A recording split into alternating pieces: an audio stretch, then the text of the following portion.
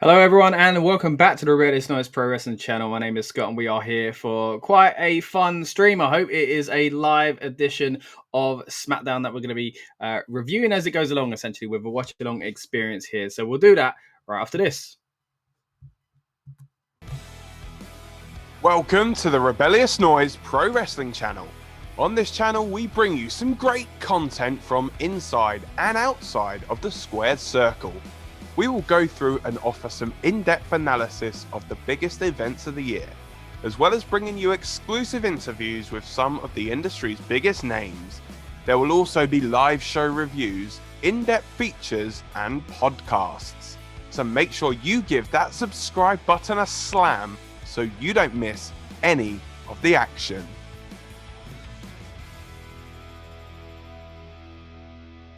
All right, once again, welcome back to the channel, guys. If you're just joining us live or if you're watching on demand, we're about 15 minutes away from SmackDown starting. I have to say that a second bit because it's not live in America, right? So I appreciate that some people might be watching this in the States and aligning it up with the original stream. So again, we're about 15 minutes away, whether you're here in my timeline or not. Now, I am gutted to say I'm not over there in Dublin. I was really hoping I would be able to make it there to this SmackDown TV taping. Sadly, isn't the case, but we got the next best thing, right?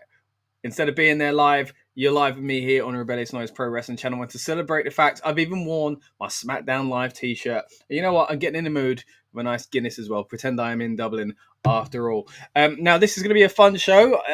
Looking forward to it. It's not often we get to see these shows live on this side of the pond at a reasonable hour. So I'm really looking forward to it. Not just me, though. Lucas is looking forward to it as well, so much so that he's joining me on the stream in just a moment as well. And again, before we get going, we'll break down what is advertised for tonight's show, and then we'll have a play-by-play experience, essentially. So get your Netflix set up or however else you find in the show these days and enjoy our watch-along experience. Speaking of which, we mentioned it just a moment ago. A big part of this stream is going to be Lucas, so we're going to bring him in now as well. Lucas, how are you doing, mate? Oh, I caught you right mid-chew. What's the snacks? Let's get that out of the way first. It's the bacon crispies. Oh, okay. From can I have a quick peek? Which ones are they? They're the Sainsbury's ones. I was going to say without naming the brand, but we've gone and done it anyway. They're the orange branded supermarket. Nice.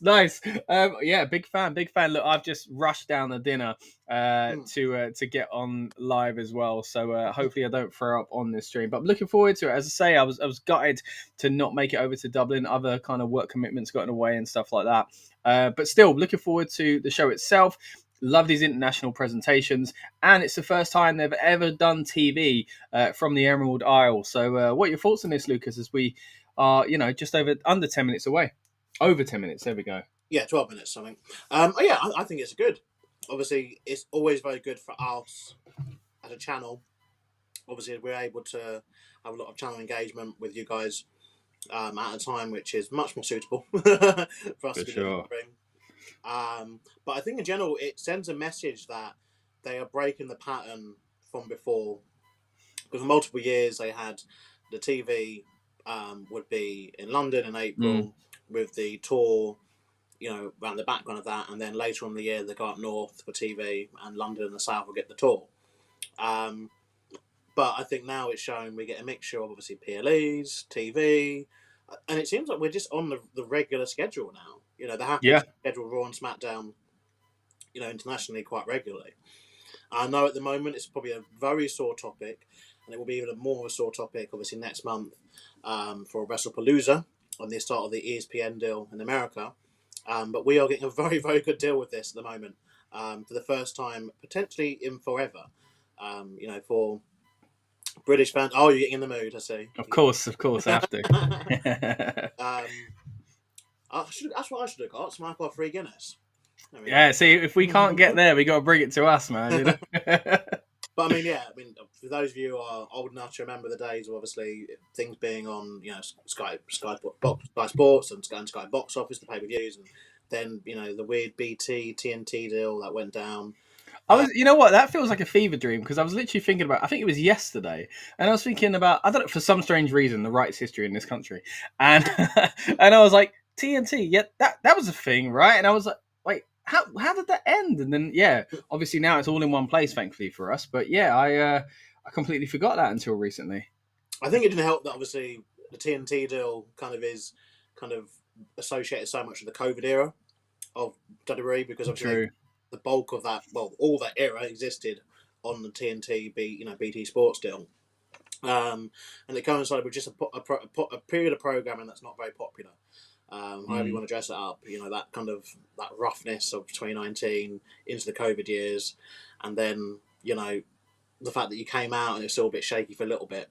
But I think, we're getting a really good deal, and it sucks for our American friends who obviously aren't getting the best deal, or aren't going to get the best deal potentially from next month. It's very confusing.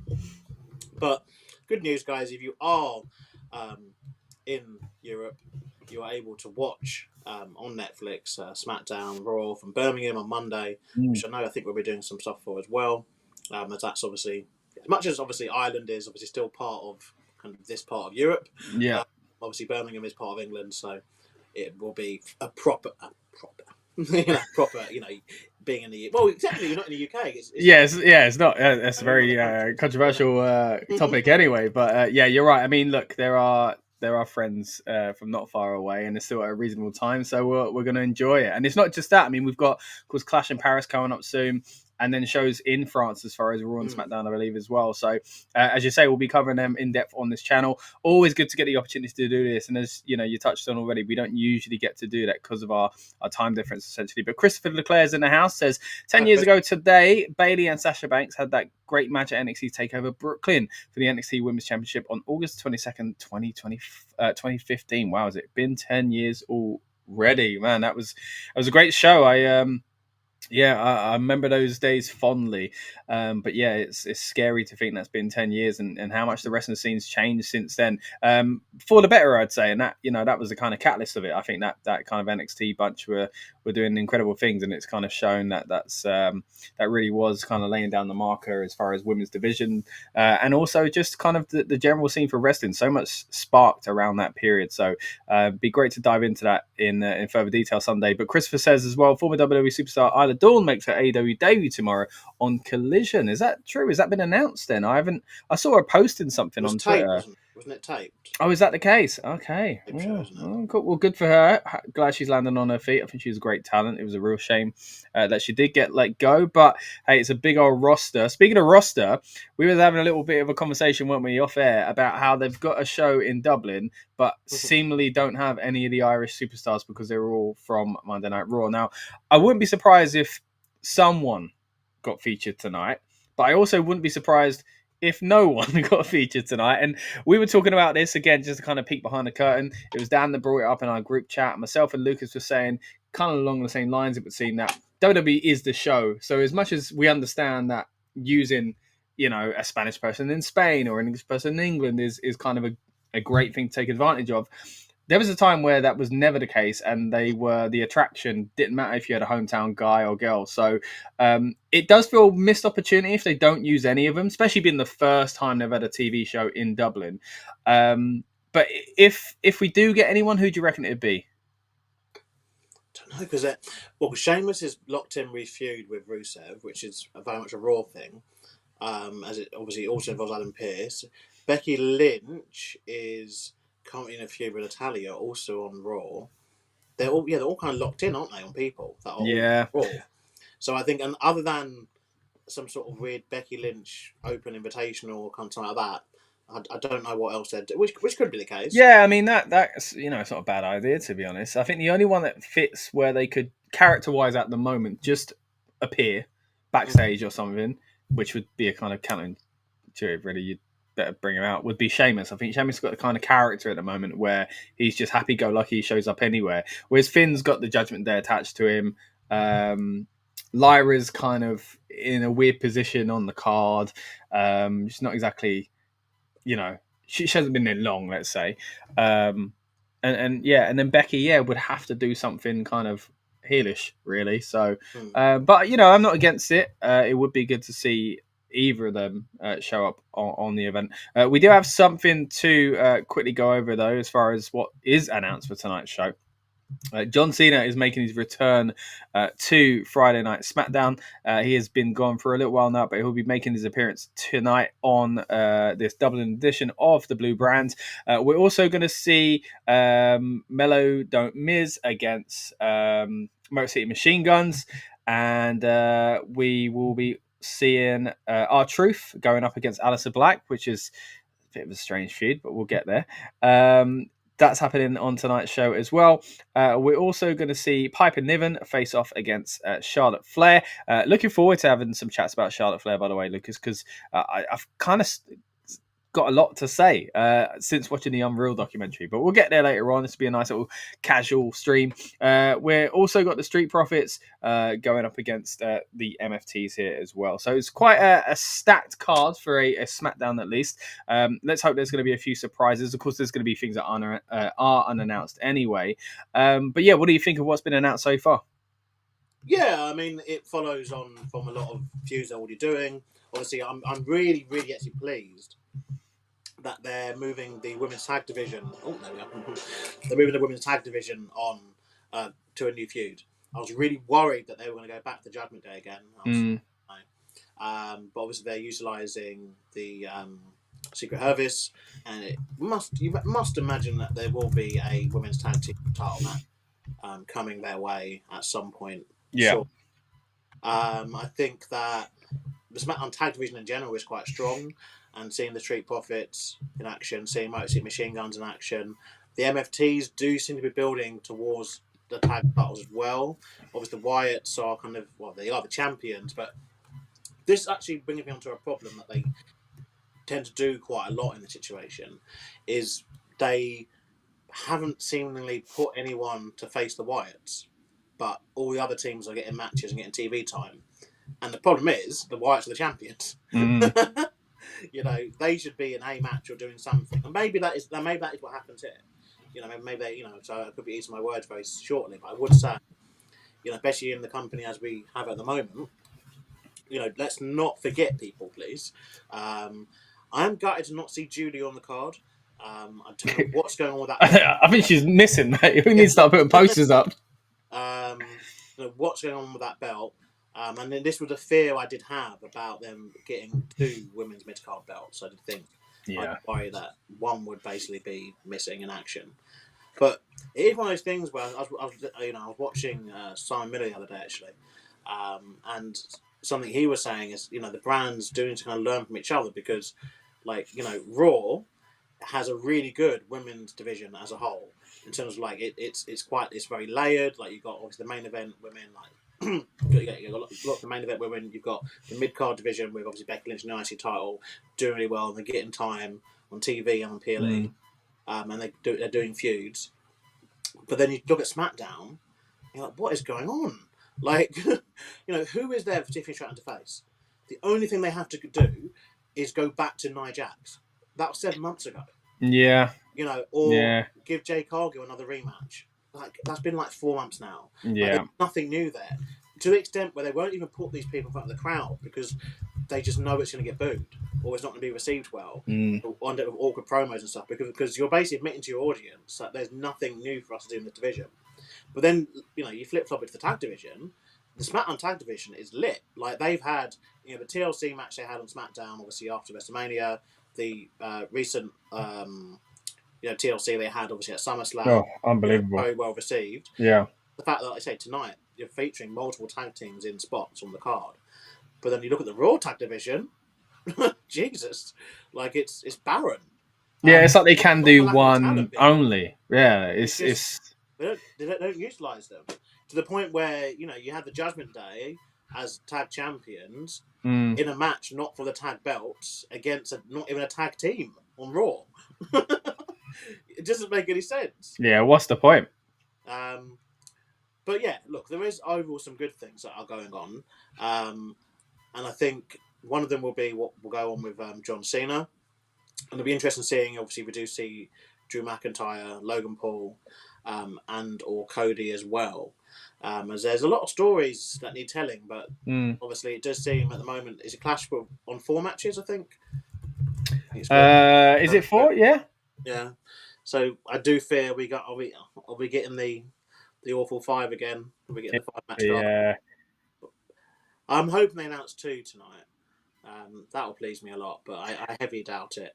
I mean, look, this is something I'm sure we'll dive into throughout either this stream or the next few coming up. But it's also going to be interesting how they book Clash, because it is the last of the Peacock PLEs now, and they're moving into that ESPN deal earlier than they expected. I mean, they've also announced the Saturday night's main event. NBC have announced it, I believe, that the John Cena retirement will be ad-free and on Peacock. So that's kind of making up for it on their end.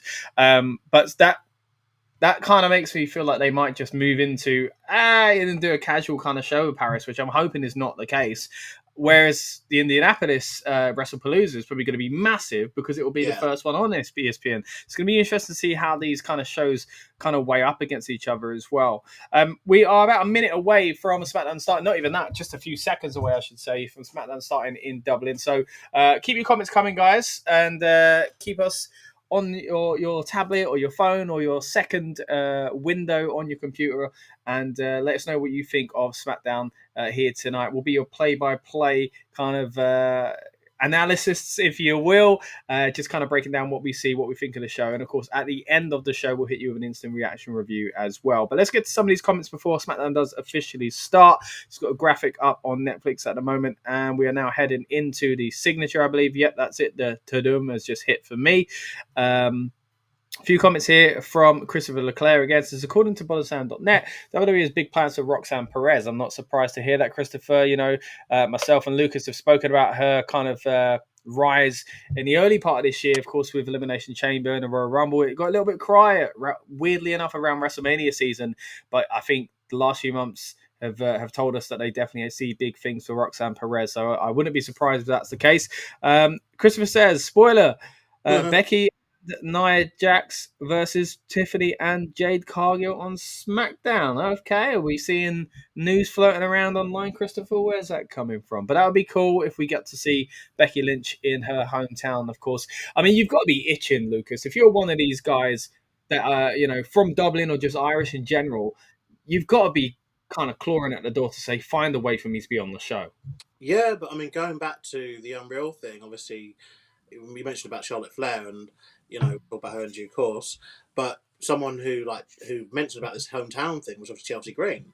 The Survivor Series. Oh yeah, took all her family and friends. She invited people, sold tickets and stuff, and they said, "Yeah, you're not on the card, love."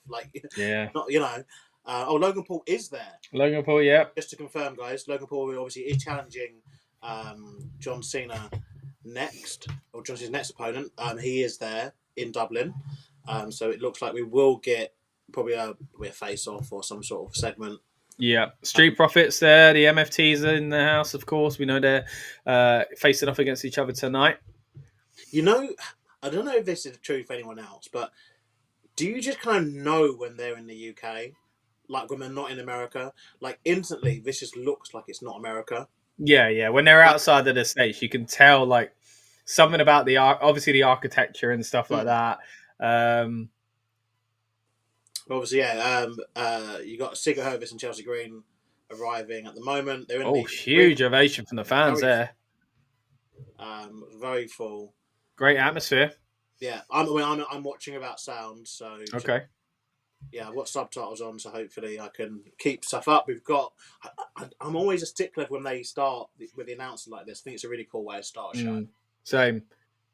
It feels big, doesn't it? Yeah. I mean, even just the little things like the spotlights on the crowd, like as they're stood in front of it on the mic, and the fans are, again, they're on fire already. But yeah, we have got at the moment, just Joe Tess and Wade Barrett kind of hyping up the crowd, and we will see who will open this episode of SmackDown. Someone's got their torch on behind. I know. Come on, mate. Awkward. I saw a guy in the underground with it yesterday. You know when you're like, do I say something or is he going to think I'm a weirdo for stepping in? So starting the night with what are they starting with? Hometown something superstar. Oh, there we are, Scott. We're getting you on straight away. It looks like hometown superstar. Who is it? Wow. Okay. Yeah, Becky Lynch. It's Becky Lynch. Yeah. Took me a while there because although I've got a bit of audio on, I'm still getting used to her new theme song. So I was like, that's the biggest scare nowadays, obviously, with these things. Big ovation there. Yeah. I thought she had blue hair for a minute there. She really changed her look. Well, here we go. We got your answer straight away. Good. Yeah, good way to start the show. Straight away. I think this is the right thing to do. You know, obviously, it does seem that we have the brand split now is very, very loose, isn't it? Yeah. In terms of like, I think for things like this, it makes sense. If the story makes sense and the occasion makes sense, then why not? Yeah, I don't mind it too much because this show should have an Irish superstar on it. You know. Yeah, I agree. And the thing is, as well, you know, we've mentioned it. This is the first time TV has come from Ireland. It was supposed to be there with NXT UK, of course. We mentioned the pandemic a little bit earlier on, but they were, I think, due to have a show. It might be in March 2020 itself or April 2020. And it didn't happen. It was kind of seemingly postponed at the time. And by the time it all was said and done, NXT was no longer a thing in the UK. So it wasn't going to be a touring brand as it originally was going to be. So, yeah, it's a long time coming, essentially, for these fans to get a kind of a meaningful show like this. Yeah, they reach. Yeah, I mean, it was postponed and delayed, and obviously NXT UK closed down. Obviously, we have got Becky Lynch in the ring at the moment. Big ovation for her. She's really happy. This is what I like now about this version of WWE. There's one thing I do like. You know, there is a lot of realness sometimes to these moments, and they're moments that wouldn't have maybe happened under different management.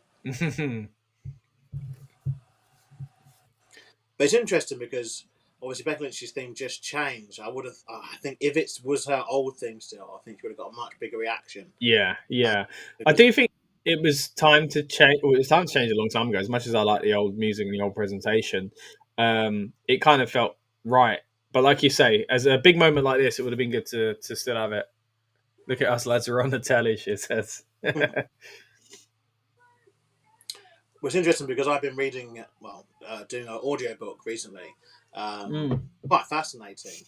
And obviously, she started, in very similar circumstances to how I started in wrestling. Obviously, yes, she's obviously gone to a much higher height. But only just. She was part of the NWA Hammerlock School. Yeah.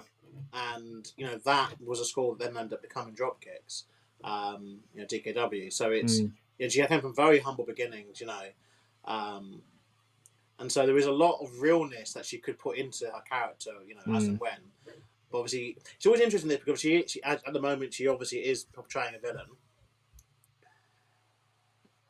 And she's kind of obviously a de facto kind of face at the moment. Yeah. She'll turn though, man. She's got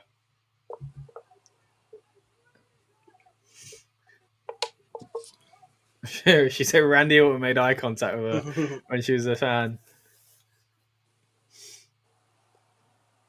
Yeah, that arena is packed. It does, doesn't it?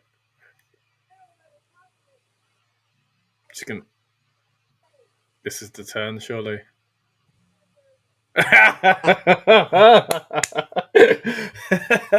So Becky says, "You don't deserve it, fans." Classic. None of you deserve to be on TV. She petitioned.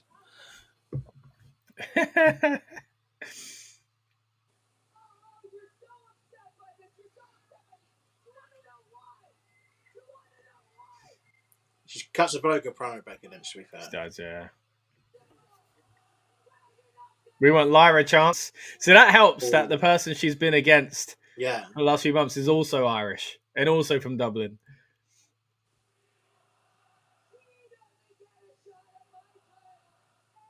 Oh, yeah, I forgot they did that stipulation, didn't they? Yeah, which I was so shocked she won, man. Yeah, there have been a few results this year where you're like, oh, I'm really surprised by that. Yeah, I guess she could still cost her it, though. That's not really out the picture. Obviously, they've got a thing going now at the moment with obviously this title. Well, obviously, she obviously has finished her feud with Lyra. But Lyra can't challenge for it again. She still has Bailey. Bailey's kind of hovering kind of in the background. I don't know if you've seen some of the segments they've done. Yeah. But she seemingly has started obviously a feud with Nikki Bella as well, which one would imagine is going to clash in Paris. Yeah. Because that's something else that sometimes doesn't happen. Like it seems there's no formality to how matches get assigned now. Mm. Because, for example, like obviously Roman Reigns and Bronson Reed is a match for Clash in Paris, and that just happened from Bronson Reed just being like, or Roman Reigns being like, "I'll see you in Paris," and that's just made official straight away. Yeah, that's just it. Yeah. But why doesn't everyone do that? Yeah. It is funny how like certain matches can be made a certain way, but Why other ones need to go through a way hoops. to get a microphone and to be like, "Yeah, Brock Lesnar, I want you in a match." Yeah, Like, hey, we'll have more than 5 matches on the card if that was the case. Everybody just come out with, yeah, I want a match too. Show's going to go on for hours. So the fans were chanting, shut the F up, essentially. Yeah.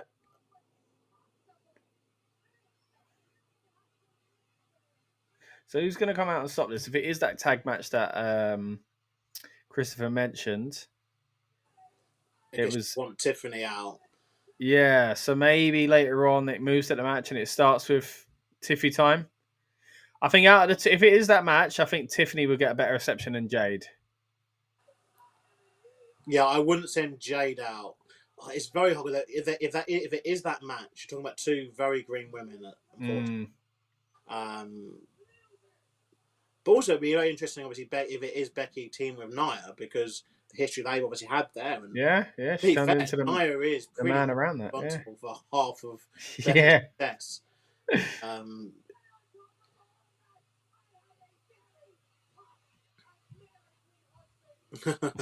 Very American husband.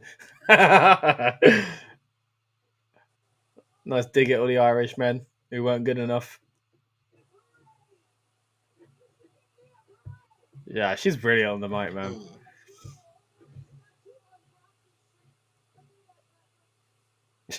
Statue and a mural. We'll see CM Punk chance now. Then obviously she mentioned her husband, who's obviously forever got a feud with CM Punk. Yeah, to the end of time. Nobody wants that old ass, she says.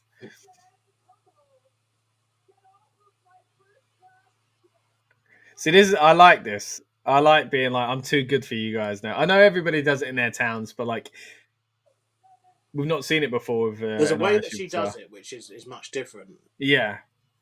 And I think it does feel like it's one thing to say, oh, I left behind this state and I'm a New York guy or an LA guy. It's another thing to come from Dublin and say, I got off my first class flight from the States, like.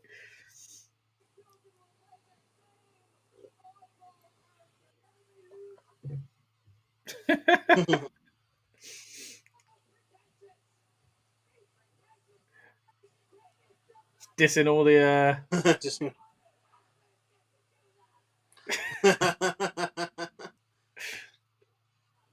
It's Tiffy time. Okay, so maybe the rumor was true. Yeah. Big reception there for Tiffany as well. Well, I think the crowd's happy that she can actually perform in front of a live audience, not just in the backstage segment.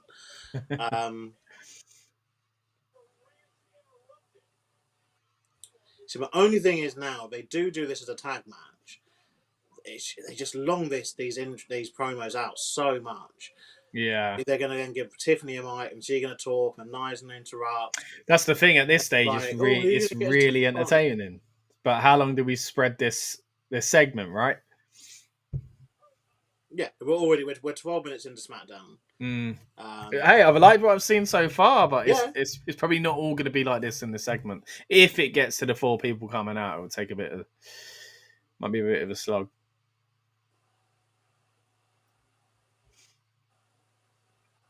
The guy attended a flat laugh. Oh, good. Someone told him. It should have been Becky. Imagine if Becky noticed it. It was like, you idiot. There you go. Say the name of the city. Cheap pop. Oof. You're on the wrong show. Someone's mentioned it. I do think they've got a kind of explain why they do this though. You know, like how they're able to do the whole people on different brands thing. Tiffany should have dove into that a little bit more and said, "You claim you don't want to be here, but you obviously politic to get on the show or something." You know what I mean? Something like that.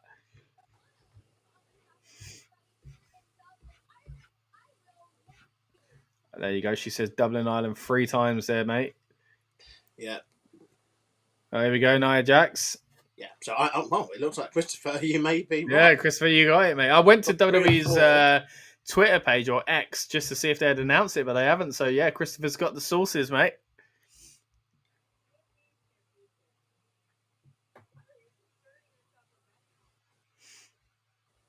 Speaking of Christopher, a few more comments from here as well. Says Mercedes Moné won another championship. Wow, it's got to catch them all, isn't it? And also says, looks like Jericho will return to WWE soon if his AEW contract ends. Yeah, a lot of rumors around Jericho at the moment. Needs to happen. I think, you know, if we're looking forward to future things they can do, you know, that would be one which, look, and I haven't even been the biggest fan of Jericho in the past few years anyway, but I do think he's at the stage now where he's kind of completed AEW. Oh, we've got some... Oh, Tiffany thrown to the floor. I wonder if a storm is going to arrive to... Oh, Becky's... There we go. Oh. Becky likes shiny pants, doesn't she? She does, yeah. Here we go. Trousers. Oh, good reaction for her, to be fair. Yeah. Jade. But, you know, I think what it is, you know, obviously, we spent a lot of time talking about this, obviously, at the start of the year, didn't we? When, obviously, we have the European Tour in February, March time. And I think it's also prevalent now because I think what people forget is that we don't... Becky lurching in the background. The product so old. Yeah, because we don't get the product so often. I think when we do get it, we appreciate it a hell of a lot more. Yeah, it's fresh. I know there's a lot of discourse going around online about European fans trying to hijack the show and their annoying football or soccer chants. And yeah, like there is a bit of that. But I think genuinely these audiences are just showing up American audiences. Nikki Long. Yeah. There you go. That's your reason for it.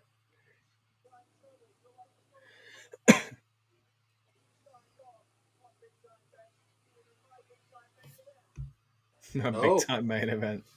Main event as well. This feels like a house show. I gotta say, like this kind of match. Joe Tess, who saw that coming? Well, we did, thanks to Christopher's comment, and everybody's watched this part as well. But thankfully, yeah, we had the scoop just before the show went live. But yeah, that seems to be it. The first segment is in the books. I assume we're going to head over to promo footage in a moment. Oh, but backstage, we've got Fraxium and Mello.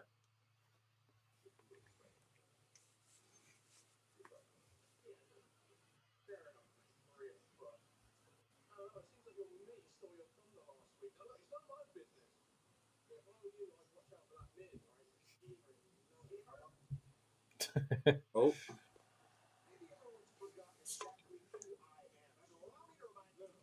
Oh, Carmelo trying to talk instead.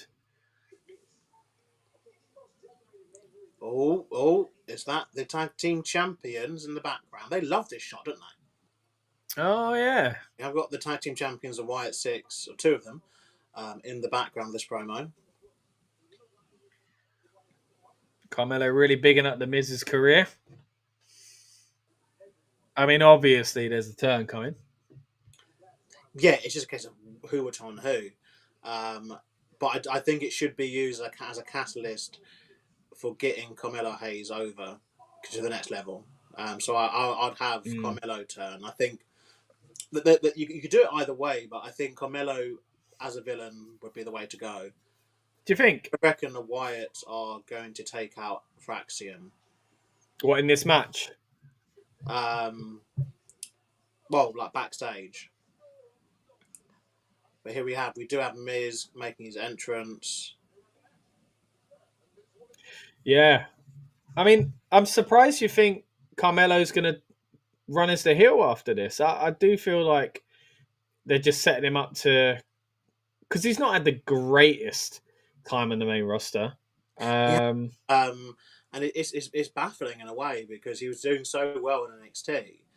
So I feel like the character is leaning towards, you feel sorry for him and you want him to do well, and therefore he takes out the Miz. Potentially, it's very early days.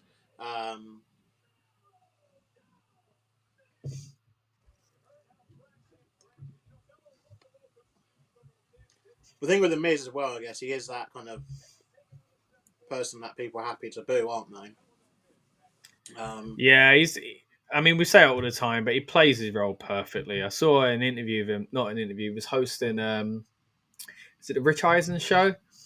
The other day, and he was just promoting all this stuff that was nothing to do with him as far as like he's not featured, but like he's such a good company. The way he sold the company was like amazing. I was like, man, this guy's underappreciated, and then that, now he's seemingly getting Carmelo to that next stage as well. So yeah, gotta appreciate him. But the thing is, it does also bring a problem though, because this was a thing they were doing before Miz left, and Carmelo then went and did nothing for a few months while Miz obviously went to do American Gladiators, didn't they? Yeah. And he's come back, and it feels like they've gone back to the same thing, but without Carmelo making any progress. Yeah. The whole idea should have been Carmelo. How I would have had it is had Carmelo, keep losing out on opportunities, and then Miz comes back to help him. And then you do a turn afterwards. So then it's like, you're kicking these down. We are on commercial here. Usually for Raw, we get the entrances and stuff. Yeah, I think on SmackDown they do a mixture of the two for some strange reason. They seem to do the promotional footage and sometimes keep the action going. But maybe, because obviously, as we mentioned earlier on, this is live for us and others in Europe, but it will be as it was, as we learned from the last European tour, sometimes even edited down and kind of tweaked a little bit before it goes live in the States as well. So it's not going to be a direct copy of what we see at this time, because I do remember they did, again, the show ended up running a different time because they kind of cut things out and spliced things a bit. So it'd be interesting to see if there's anything on this show that they end up taking out. But yeah, we're about a minute away from the show coming back on there here on the live stream. Thank you to everyone that's tuned in so far. Hope you are enjoying your Friday night and this Friday night SmackDown experience on the Rebellious Noise Pro Wrestling channel. Again, my name is Scott. This is Lucas over here for the Rebellious Noise team, and we are giving you our watch-along experience of SmackDown in Dublin. We don't often get to do this because it's not always on at a reasonable time for us to be able to do so, but we appreciate you joining us here tonight as well. Coming up next on the show itself, though, SmackDown is about to come back on air in just under a minute, and it's going to be Melo Don't Miz versus the Motor City Machine Guns. And as Lucas said earlier on, a very entertaining tag team division on SmackDown at the moment. And now another new team kind of flying into that division, essentially, with Melo Don't Miz as well, because they weren't even involved with that big chaotic TLC match we saw at SummerSlam. But we did see the champions lurking in the background just there. So maybe they'll get involved here. We'll have to see. Again, we're about 10 seconds away from the show coming back on air. Get your comments in. Let us know what you think of the show so far and what you think of these European tours. All right. Coming back to scenes of Dublin. Yep, we are back for SmackDown, and we are getting our first match. We have our main event sorted. It's very house show tonight, though, isn't it? That'll be the third tag match on tonight's show, I think. We've also got the Street Profits against two MFTs tonight. John Cena, of course. Yeah, we've got John Cena to come, and we've got Charlotte Flair against Piper Niven, which one would imagine will be setting up something for the women's tag division, as we do have the Motor City Machine Guns making their entrance at the moment. Now, I got to say that as smooth these guys in the ring, they haven't been getting the best reaction, have they, from the crowds, in the sense of it's very muted. When you consider who they are, Yeah. Could be. It seems a bit more raucous tonight, to be fair. But it's like I Yeah. like with Lyra Valkyria, she has the whole woo Yeah, I think bit. look, And it at is first going to get more no one tonight was doing because it, and now it's people do it. it's all fresh, right? It's all new. But I agree. I don't think they've had the biggest reactions lately, and I do think that's kind of because they got almost lost in the shuffle. I think when they first came on to the scene on SmackDown, they won the titles. They were heavily featured, and the rest of the divisions kind of caught up, I guess you could say. So that kind of maybe adds to it a little bit. Yeah, I mean, I think as well, it just shows that I think a lot of people who go to the live events aren't watching other companies as well, so won't be familiar with a lot of their work. So we have got little arguments going on between Miz and Mello. Yeah. And we saw this last week. Obviously, they picked up the win against Fraxium, with the Miz forcing himself basically into the finishing stretch of that match. So let's see if something like that happens again. Oh, well, we've started straight away with Carmelo tagging Yeah. himself back in. So definitely a theme throughout this match, you'd imagine. But like you say, I think the finish will probably go in that direction as well. I don't think this is where we see the explosion. No. I would like to say it's too soon, but remember Y2AJ all those years ago? Like 2 Yeah. years ago? That was a thing for 2 weeks. They had t-shirts made everything. We want Miz one chant, by the way. together, and that was it.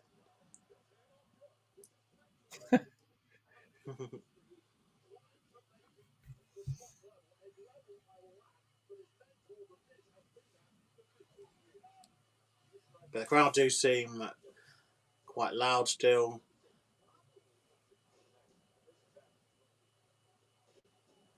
Or they're promoting John Cena live tonight.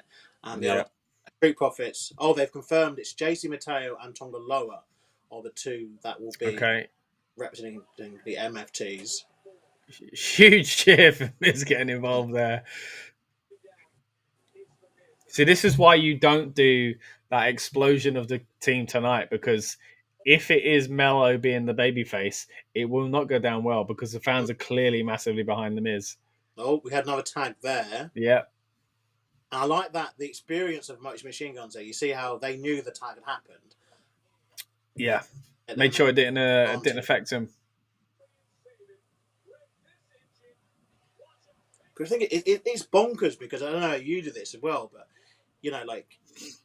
there's still part of me which sees these two guys as like a new team, but then obviously they're new to WWE, but everyone knows the Motor Machine Guns. Yeah, it's hard to compare it to anything. Maybe some attitude, like when you're thinking about LOD coming back in like the late 90s, but they'd even been in the WWF before. So I'm trying to think of a comparable kind of.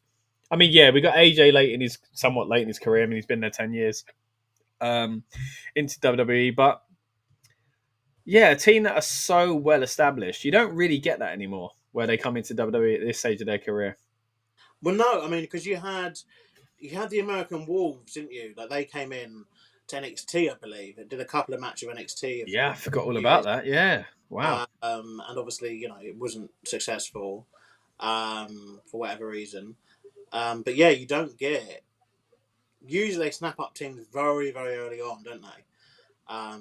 But saying that, I mean, Lucha Brothers, they're both there. They haven't teamed yet in WWE, which I find is getting increasingly weirder, because obviously they've had Penta in tag matches with different people, and they've had, obviously, well, seemingly Ray Phoenix had formed a whole new tag team.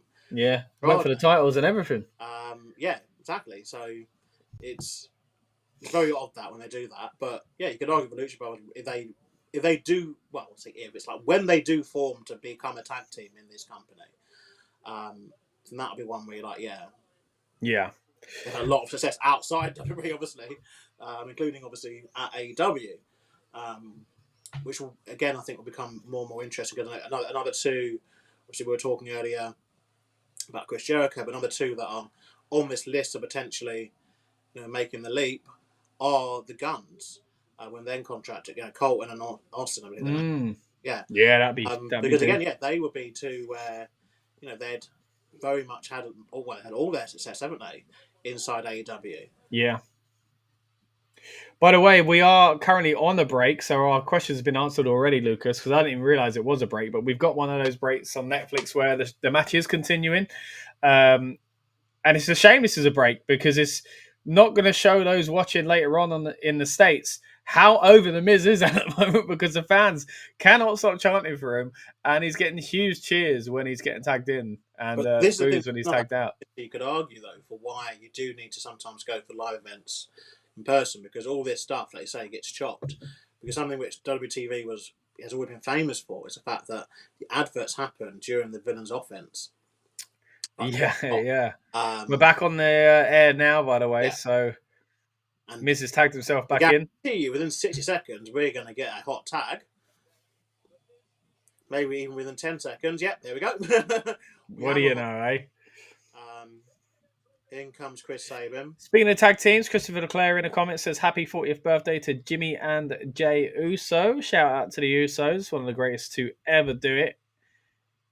Happy birthday to Big Jim. To Big Jim, soon to be dad, of course.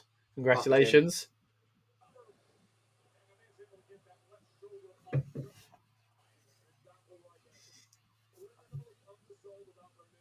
I mean, the thing is, there might be some people watching this going, really, why are the Miz getting such a big cheer? But it's kind of something you touched on earlier on about how, like, we're starved of this sort of stuff. So although the Miz, you know, like, there's a lot of people in this audience that maybe hasn't been to a WWE show ever, and now that it's a TV event, they've decided to go.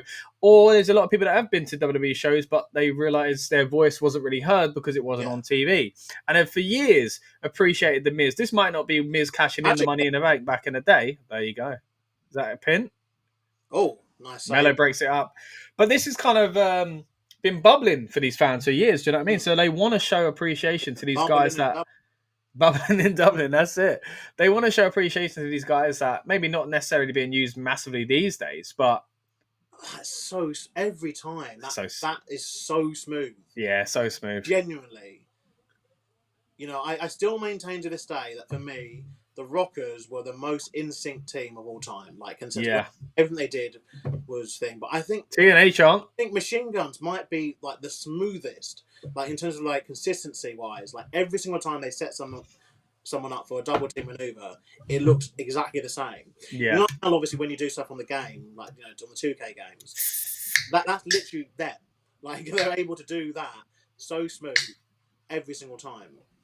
Back to your point about the Miz, I think a lot of it is about realising it. Like some of these people who, you know, kind of are going under the radar to an extent are also kind of like the kind of low key kind of legends in a way. Do you know what I mean? Because you know Miz has been there for so long. You know, he's been so long and so much. Like you know, Miz tagged himself in as a bit of a dissent here now. They're really going down this today, aren't they? Yep, head together. Uh-oh. Oh, no, I just got out of that. Oof. That was impressive. Oh, not so much that time. Didn't quite link that well, but Shelley dives out the ring nonetheless. Oh, Miz crawls back in to pick up the win. And there we go. He's done it. Massive ovation for the Miz. Congratulations. You know what, as well, like, I think at one time someone did say that, like, I think it was Big Show in 1 year had the most losses of a wrestler because particularly when there was a house show circuit, you know, he'd face people like John Cena, Randy Orton, Batista, whatever, and he'd lose to all of them all the time. So when you did that the whole year, he had the most losses. And I think the Miz was it for about 3 or 4 years. You know, from about 2016 to 2019 kind of time. You know, he was getting the most loss because he is the definition of like a yes man. He would say yes to absolutely everything. Yeah, I think that was meant to be quicker, but it got there in the end. No, this is interesting. But the thing is, this is the point where I do think maybe why Carmelo might turn because Miz, while he's acting villainous his actions, okay, so does Carmelo do the turn and go down the angle of like? I'm ungrateful for you doing what you're doing. Because the Miz is going, look, this is just who we are. Like, we are bad guys, and, you know, we get done. There we go. Big Jim's on the screen now, by the way. Happy birthday as well. But you're right, it could lead to that. Yeah, lots of ways it could go. But I like having an interesting story and interesting layers within the tag division. Because we've still got... Oh, I think I'm Sammy giving Big Jim a hug. You know what? You can just tell from that picture. They're so happy, aren't they? Both. Yeah. You know.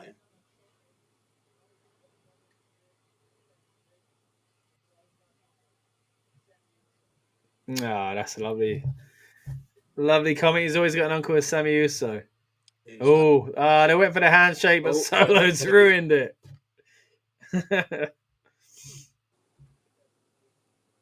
Kathy, you can leave now. Wow.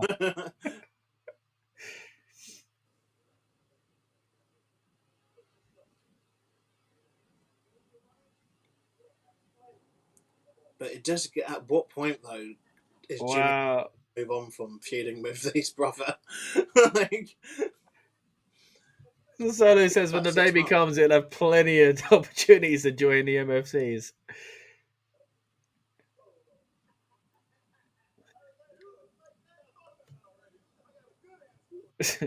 There we go. No, yeah.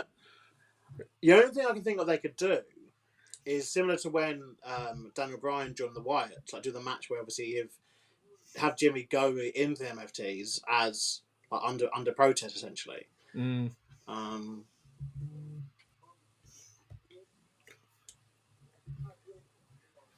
But sadly, Sammy's name being here has obviously also reminded me of the fact that he refused to go to SmackDown earlier in the year to fight for the WWE Championship, but hopped over to jump back in with the Bloodline for the US title. Yeah. Sami Zayn chant as well. What are we getting? It looks like we're getting Charlotte Flair against Piper Niven next. There's no Alexa in Charlotte's corner. Oh yeah, maybe she's not there, but yeah, Piper Niven, Charlotte Flair coming up next. Looks like we're probably going to go to a break here. WWE Shop advert for us at least. Again, it might be different when it airs in the States, but yeah, decent show so far. Nothing spectacular, but an entertaining opening match. Good opening segment. Nice little follow up from a very real life situation there, of course, of Jimmy and Naomi's baby announcement. And nice to quickly weave that into storyline. I quite like that backstage segment. Yeah, what you thought so far on the show, Lucas? Yeah, I just think, obviously, I don't know whether my opinion would have changed if we hadn't obviously read, we are on the advert, we're getting Cody posing. If we hadn't read Christopher's comment about the tag match existing before it happened. But I think just because both of us, we've watched enough WWE, like we know what's happening. You know what's coming, yeah. I think they need to find a way to quicken it up. Like, just a little bit. Like, we're still, I think it was 22 minutes before the match took place. When, if you're setting up a tag match like that, you don't need that long. Nah, I guess the argument is this time around you had most of it was Becky Lynch and Dublin, you know what I mean? So that kind of helps. But it's not always the case, is it? You know, that you get that kind of reason and we still get a similar kind of length, as you say. So I think it's a bit more forgivable on a show like this because it was part of the show, part of the spectacle.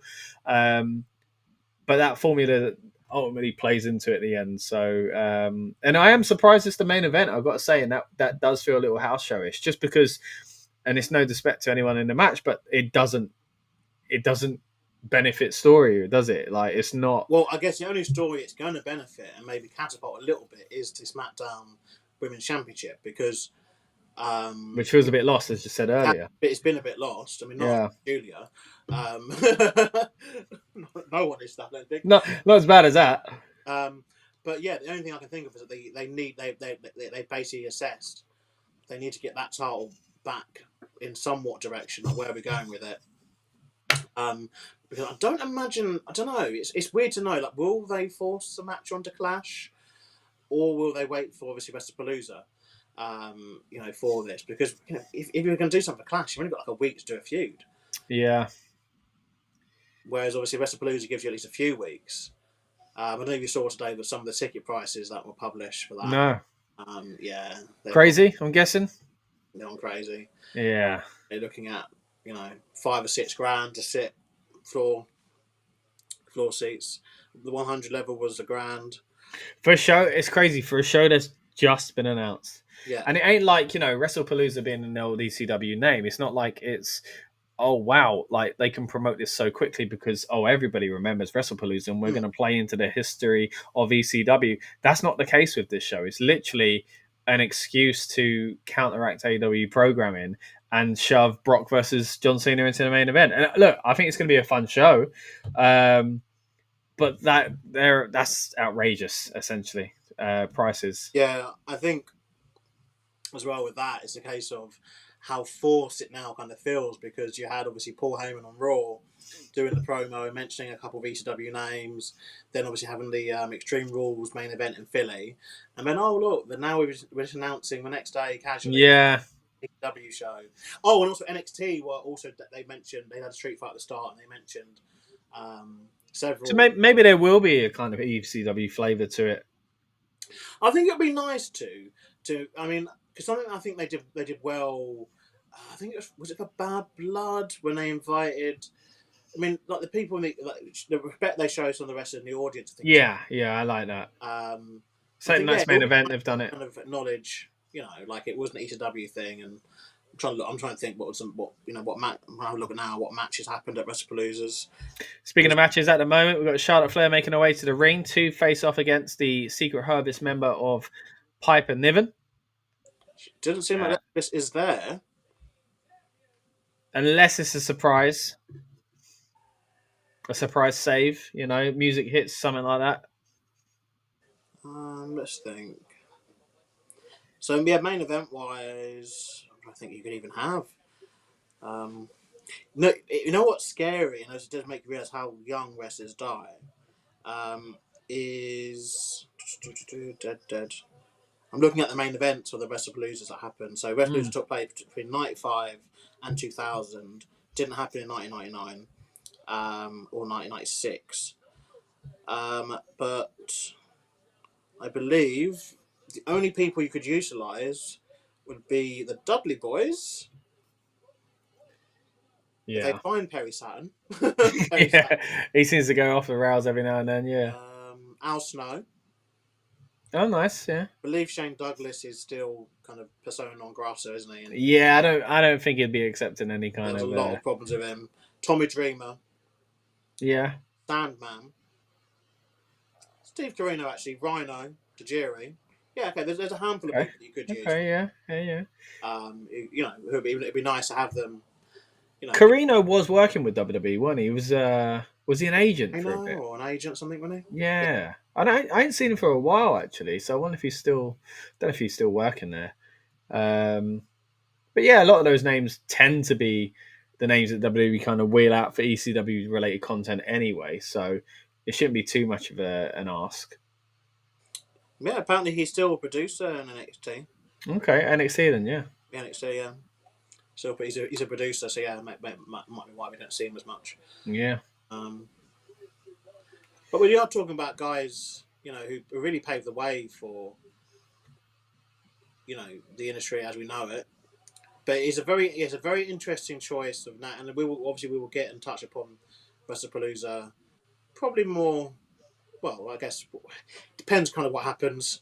We have to mention tonight's segment with Cena. It's very much going to be obviously like a Logan Paul thing. Yeah, Clash in Paris. Yeah, Clash in Paris. But we have to imagine, like we say, that the main event will be John Cena against Brock Lesnar. Yeah. Which at present, unless they find a weird way of getting a belt onto either of those two, it would seem that it will be a non-championship match. Yeah, of course. Yeah, true. But do they stip? I guess would they stip it up? Maybe make it a street fight or something.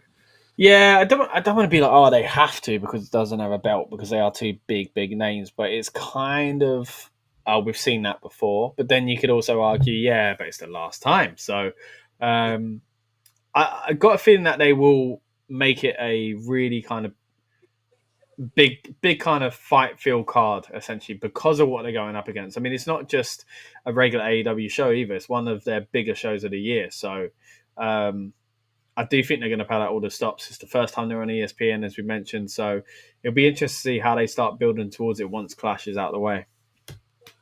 Well, yeah, and also because of the show after that, obviously, is going to be in Perth, isn't it? Crown Jewels in Perth. And, Yeah. They not, and I believe after that is Survivor Series. So we are weirdly slowing down now, which actually is needed because it has been very rushed. And I don't know, if they do a kind of quarterly or, half yearly review or something. But I do think if they're looking at the last quarter, one of the major problems has been there's just been too much going on and overlapping to the point where it was very hard to even watch a product at some points because it was hard to know what you had to give a damn about, essentially. Yeah. Because you had the weird period of obviously Goldberg's retirement match happening at the same time they were promoting Evolution, while also trying to build SummerSlam. And SummerSlam, I think it was affected storyline wise, big time because of that, because they had to put a lot of the stuff on hold until Evolution and Goldberg's retirement match were out of the way. Yeah. When realistically, your second biggest show of the year, because that's what SummerSlam is, should have gotten a treatment of a clear period of at least 4 or 5 weeks. Especially for a 2-night SummerSlam, it's sort of the first ever. But yeah, I mean, we've said it a few times on the channel, haven't we, about these overlapping events and how, again, I do think there can be benefits in that, but it doesn't always work. It's not executed that well sometimes, and it can feel a bit messy. And as you say, it's hard to know what is important. That's why when it's like that, I'm extra critical on when they're doing 20-minute opening promos, because I'm just like, you've got 3 shows to build. Like, yeah. Can't vote. You've got 3 shows to build, and SmackDown's now moved down to 2 hours. You can't spend 20 minutes, which is like a sixth of the broadcast on one storyline. When you've got 2 or 3 shows potentially, so much, 5 huge matches roster to build. And why sometimes they need to be able to throw in, like, obviously when you watch older episodes of Raw and SmackDown, I think the pacing was just much better. Like, not saying they need to go back to always having these, but where has stuff like talk shows gone?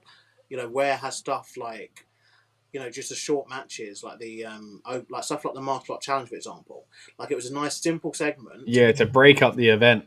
Yeah, but it was a simple segment to get mid card acts on the show. Yeah, that didn't require full on 15-20-minute matches.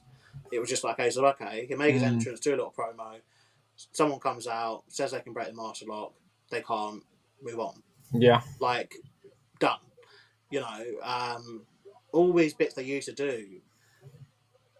And that's why when we do get something different, like the Melo and Miz thing, which I think is quite different. Like, from a tag perspective, we've got a tag team where, even amongst just us two, we've been like, oh, the turn could happen either way, really. Yeah.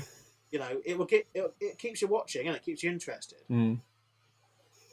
But the fact that they're coming into this tour and this is the kind of, really, you could argue they've got like a go home week of shows for Clash because they've decided to theme a whole tour around it. Like, realistically, like, these main events should have been decided upon like ages ago, because you're dictating to the audience that this is essentially like a big week, and that your storylines are meant to be progressing properly, but you've basically decided tonight, well, we're gonna just bring someone from Raw over. Yeah. I guess it is still new territory for WWE to be doing this many TV shows outside of the States. And of course, we saw a lot of strange things on the last European set of TV shows as well. Charlotte Flair up to the top rope, by the way, hits a lovely moonsault. Looks like she's going to pick up the win. Oh, no. The other thing is, we've still got Tiffany Stratton and Jaguar 2 on tonight, so we're probably going to see a fair share of moonsaults tonight. Yeah, that's true. But yeah, I do think that it is something that needs to be ironed out a little bit. These European shows are great, but there is, and it's the same with the European or international PLEs. There's always that kind of vibe of, I can't tell if this is a glorified house show or something really special, and I think that's been the case with a lot of these international shows. So, and sometimes it goes one way, sometimes it goes the other. But anyway, this obviously they have got some untelevised events as part of this tour as well.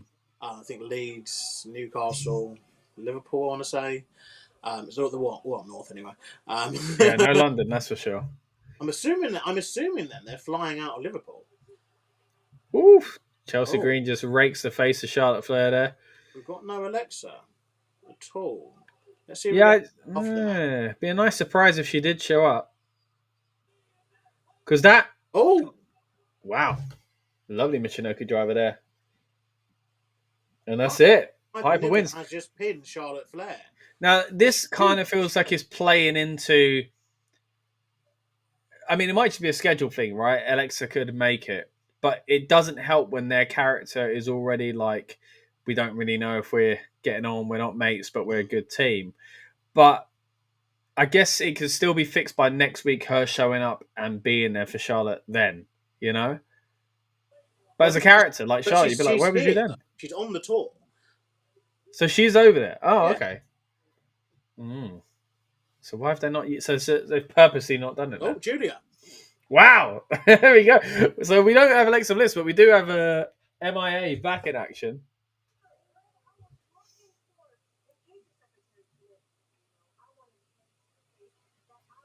Michin, I've got to say.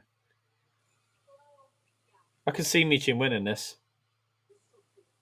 Oh, we've got a cross in the background now. Oh yeah, coming up the stairs.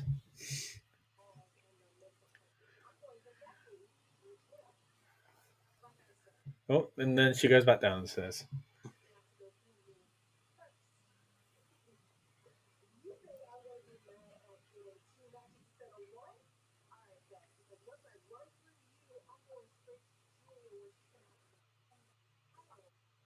I wouldn't mind. I mean, I do like Julia, and it's weird that her and Stephanie Vaquero come at the same time, and one of them becomes the champion and one doesn't, and the one that doesn't seems the bigger deal these days. Yeah, I think they just struggle with using certain people. But I wouldn't mind Michin winning that belt, though. I do think she's been flirting around with it since its inception. Yeah, but then I think it's been a nothing reign for Julia. I can't remember. Yeah, no, true. I completely agree. I don't think she defended it yet. There we go. Advertisement for Monday Night Raw from Birmingham, even though they just showed Oxford Street. Still the same, isn't it? Like, the UK. Once again, we'll be covering that on this channel. It's not often we get to do these watch-along experiences for live shows, so we'll be doing the same thing again for Monday Night Raw. Subscribe if you're new, if you like what you see here. Yeah, try. No, go carry on. No, I was going to say she has defended it against Vega once. So she won the championship on the 27th of June episode. She then has aligned herself with Kiana James, who just returned from injury herself. And then she made a title defense, apparently. Yeah, she did it on the go home to SmackDown, didn't she? She defended it against Zelina Vega. Oh, okay. On the go home. So that was not much, though, is it? But still, we're talking. She'd had the belt almost 2 months. Had one match. Doesn't make any sense. Yeah, like she was being used way more before she was champ. Yeah, because she did the whole Queen of the Ring, qualifiers and stuff, and I just don't see how you mess up someone as talented as her. I do wonder if they sometimes just look at it as like, because we haven't got anything concrete and a story that goes from A to B, let's not just use it for the sake of it. Which I can kind of get that way of thinking, but not then when just don't do the title change. Yeah, not when it's a champion. Because I'm sorry, like it doesn't matter what city you're in or what show it is, people would appreciate X versus Y in a championship match. Like they happen on house shows anyway. Like, and they're not real. And you go, I don't think anything's had changing hands here. It barely ever does. Of course, there's been a few times in the past where they've done that and they've caught the footage. But on a SmackDown, it would feel like, maybe it could happen. So why couldn't they do like over the last 2 months that she's had it, 3 or 4 title defenses on the show? Like it just makes no sense to it doesn't have to be a story. Sure, those belts were built and designed for TV defenses. Like, that's what I mean, and it doesn't have to be a story where one person's trying to get it for 3 or 4 weeks. It could be challenger gone, until you do have a story for the champion. Yeah, and I think obviously, and the thing is, sometimes a story will fall into your lap just by doing the matches. Yeah, Purely, find you something know, from it. and this is where sadly, where WWE they sometimes miss the memo, is the fact that obviously you're still meant to be selling and promoting wrestling, and sometimes the easiest way to get someone over is just have them wrestle, because Yeah, exactly that. Yeah. especially someone like Julia, who yes, like it makes sense pairing her with Kiana James, who, by the way, obviously I enjoyed her stuff in NXT. She got injured very early into her main roster debut, which obviously messed up, and she's now coming back from the injury. But you pair with her because yes, that means your promos get easier. But then it's like, even if you didn't do that, just have a wrestle. Like, she's more than shown through NXT, like alone, that she's in between the ropes, like she's up there. Just let her do that. And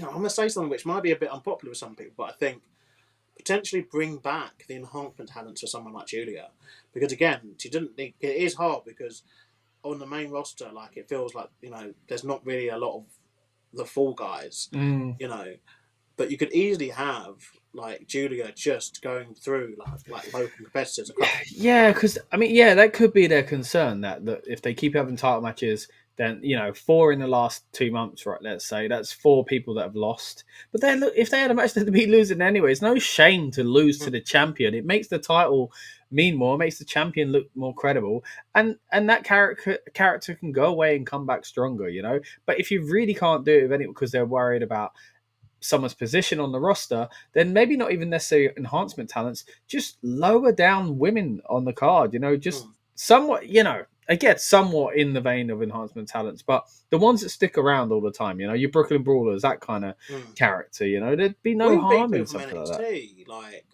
Or Evolve, when you've got loads of people. Yeah.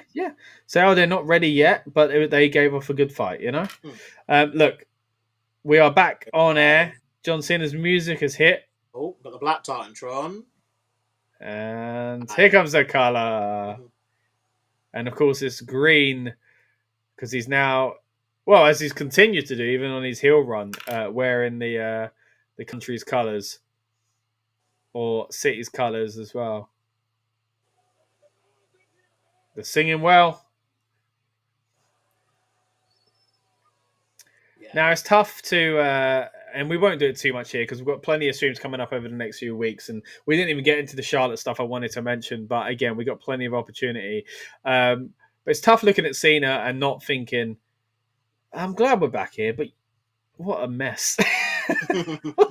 What a load of crap that heel run was. Again, we'll dive into it further, I'm sure, but man. Less than 4 months until the end. We're less than 4 months until this man who, look, like, people have had multiple different opinions on this guy over his entire career.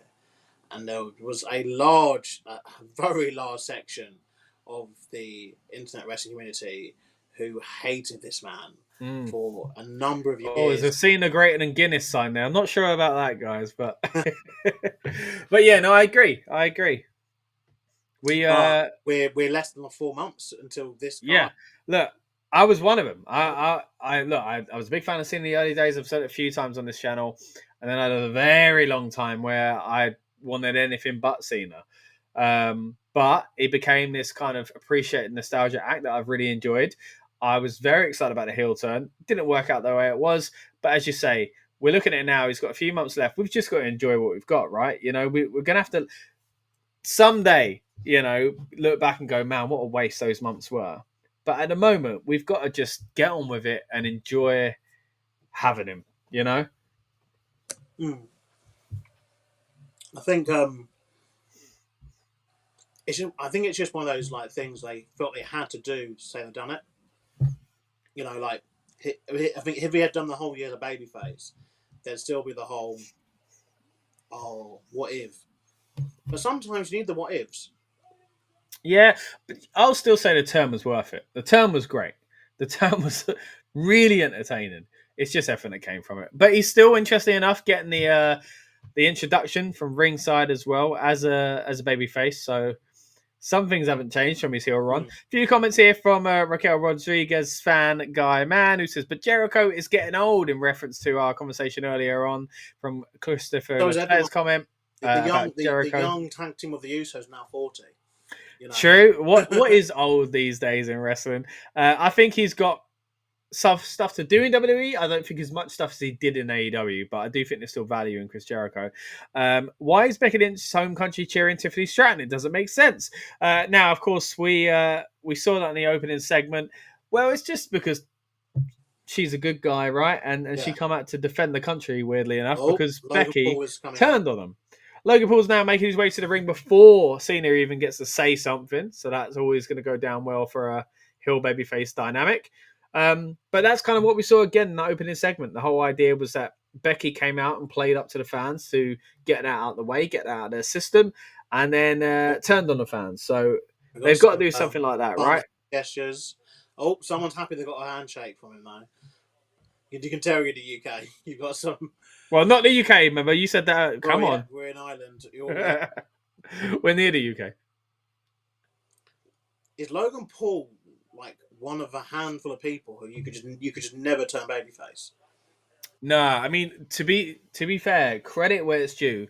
They did a good job with him before when people wanted to boo him and he's kind of history and stuff like that. They did a good enough job when he first came in to just be like, "Hey, celebrity, isn't he great?" But he was always naturally going to be a heel, and I think he's been great as it. And I think you're right. To turn him back would be tough, unless it became something like with many heels, where people go, "You know what? We just respect the worker, and we want to start cheering you." Could you imagine if that happened for Logan Paul? The thing is, it's doable because people do respect him as a worker. Logan Paul is a very talented professional. Yeah. A lot of beeping. I'm trying to hear what they're saying. Hold on, what is it? Oh, F you, Logan. Okay. Yeah.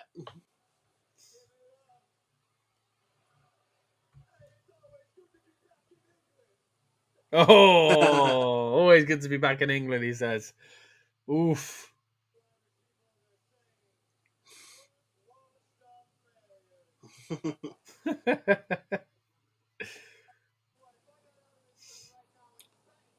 What belt is that lady holding? A spinner belt. Wait. I don't know if this is a thing, but like because he's from Massachusetts, I'm thinking, does Cena have Irish heritage? It's not something they've ever played into. Yeah, never mentioned it, have they? No. But he looks like he does because he's from Boston and all that kind of. He looks like your typical Irish American. But I've never heard him mention that, so I imagine it's not the case. In terms of this comment, by the way, as well, I think, yeah. So I don't know if you saw the full segment, Raquel Rodriguez fan, but it was Becky was very much the villainess in that tale, and I think the crowd were just excited about seeing Tiffany Stratton. I think obviously she is someone who the fans have taken to, so I think that's the reason why you get this, even if Becky Lynch hadn't done the kind of swerve in her promo that she did end up doing, I think you'll still get people cheering for Tiffany because they're just happy that they're getting to see her. Well, and especially tonight, they're actually getting to see her wrestle, which, has been a very rare thing over the past few weeks. So I've Googled it. It's one of those Google AI answers. So I'm not sure how true it is, but apparently he's of Italian and French Canadian and English descent.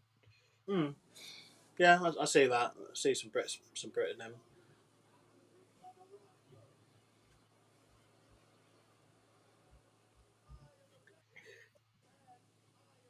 Cena going to cut him off, do you reckon? I think, I think he'll let him speak, and then I think Cena will dress him down, and then Logan will attack. Yeah. That seems to be where this is going. Oh. Corporate porn.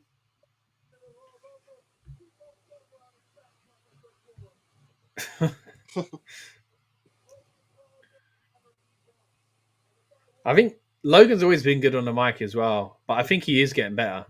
Like at understanding the crowd and what he can say and what kind of works.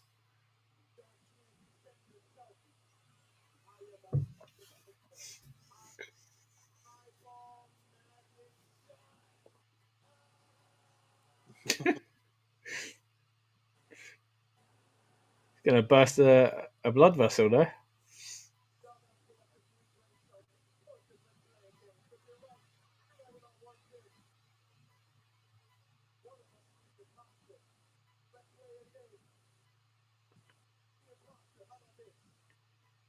Shut the F up, chant.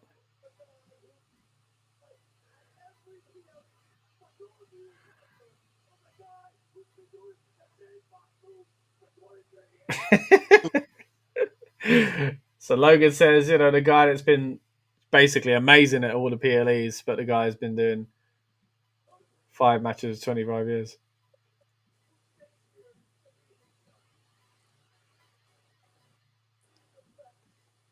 The thing is, he promos work on 2 levels because he's often right about a lot of what he says. Yeah. But then also he has that delusion because like he's saying about him staying there and doing what he does, but it's like you are part time. Like yeah, it's similar to the story he was telling him and Drew, right? Recently with Randy and Jelly Roll. But it works because he's a villain, so there's that delusion there. Yeah. But then other stuff he says is true. Like he does, he does put a lot of effort into his craft and he works hard. So yeah, we are probably going to get Cena's response. The old W chant. You can hear the Irishness in that as well. Yeah, I was going to say. All right, he spoke, but the first thing he says is a bit of praise for Logan.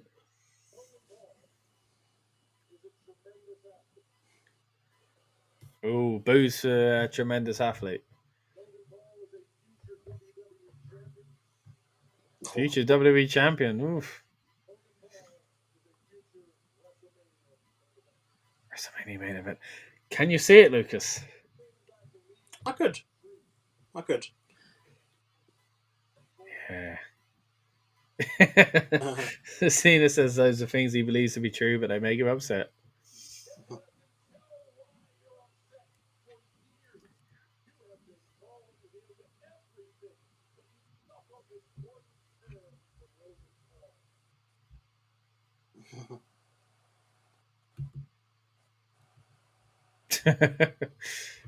The one term and the chance to come back. We're a PG channel here, guys. We're trying not to spell it out too much. Did he say it there? Did Cena say it? He did. I reckon that'll get beeped on the American broadcast. On the American one. But sometimes they do say stuff like, I remember Sheamus and Drew getting away with not saying ass and saying arse, because it doesn't mean as much there. It's a disappointment, eh?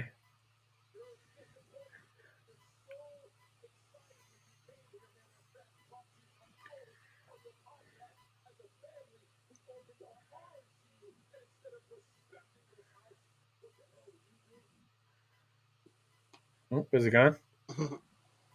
Oh, the prime stuff.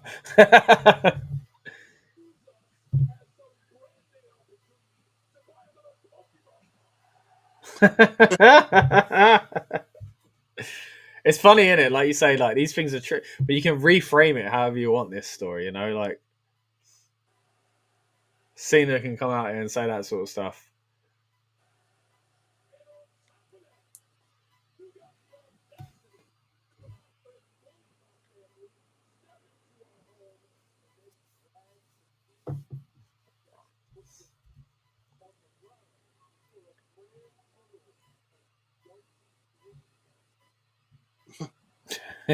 He's got a point.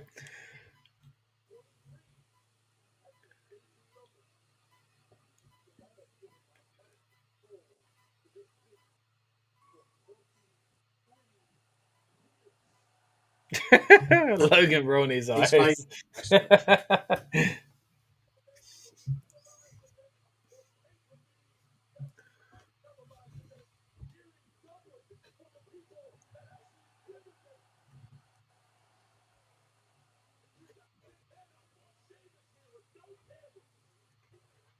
Ah, talking about house show days here. 2010 fighting Sheamus in Dublin.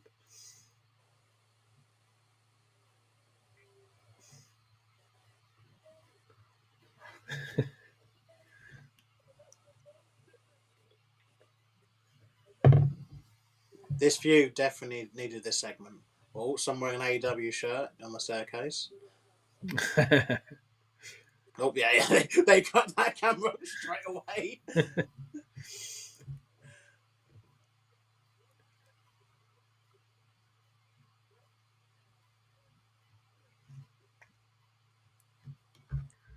Yeah, this is the scene that we needed.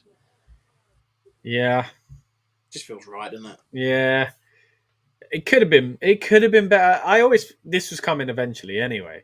Maybe even at that point, it's just that. And again, that's something we can dive into for years to come.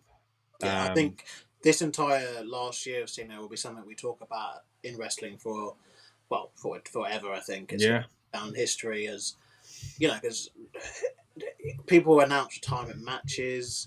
They announce potentially, a lot of independent wrestlers say, stuff like, well, I'm taking dates up until such and such date. And obviously it's more prevalent in music, isn't it, for people from music acts to do the whole retirement tour. Goes on and on forever kind of thing.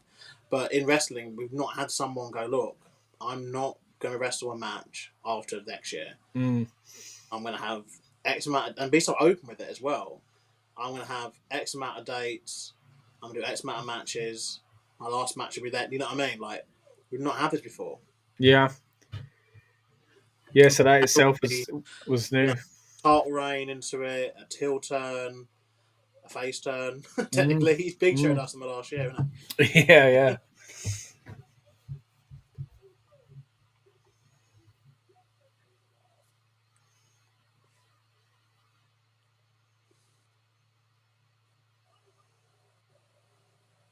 I'm on the list.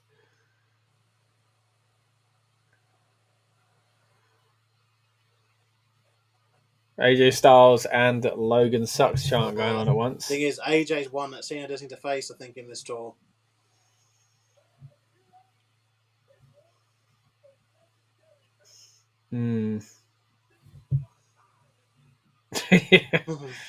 Waste my time with you rather than the legends, essentially.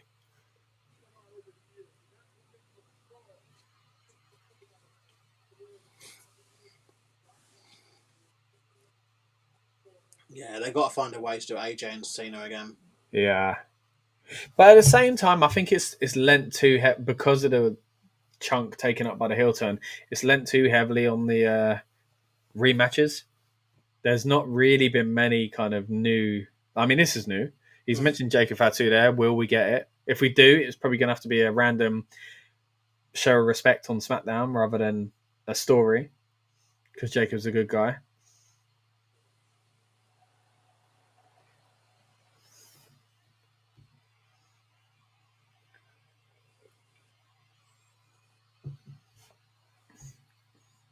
It is mad that they've just forgotten the past X amount of months.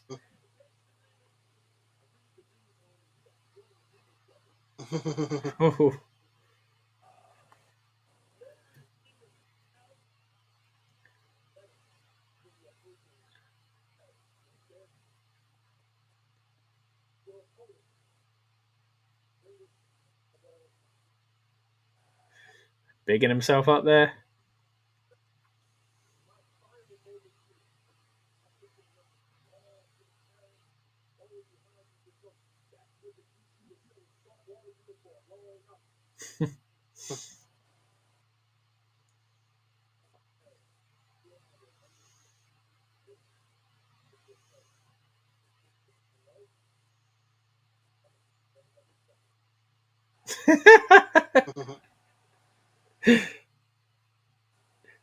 Very good segment, this. Yeah. Good to get a few colloquialisms in there as well. Oh, the hat's been shoved off of the head. The mic's been kicked away and the finger has been poked into the chest of John Cena there. Cena's got a bite then, surely.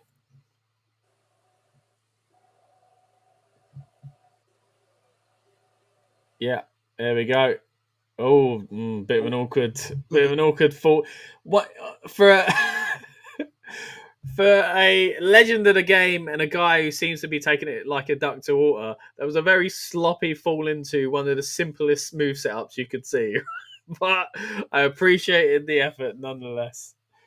I think it was a camera angle as well. Didn't help. It's weird seeing a move done the wrong way round. Yeah, it was backwards, I guess. Because obviously the camera angle would have covered that, and they probably will cover that when they reshow it.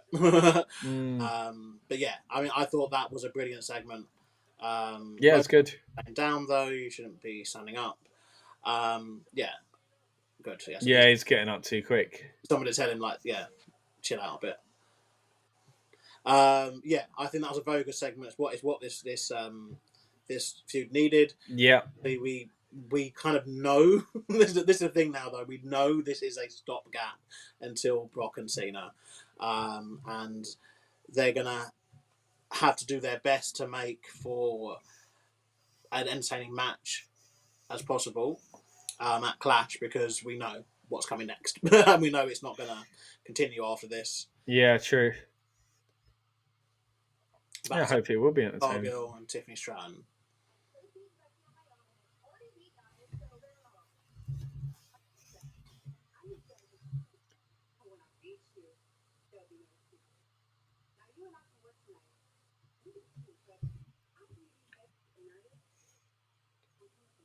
All right, so Jay's saying she's coming for the title after Tiffany and Jade have teamed up tonight.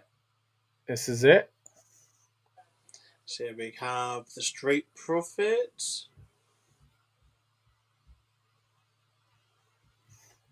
Obviously, we have this. We also have R-Truth and Aleister Black.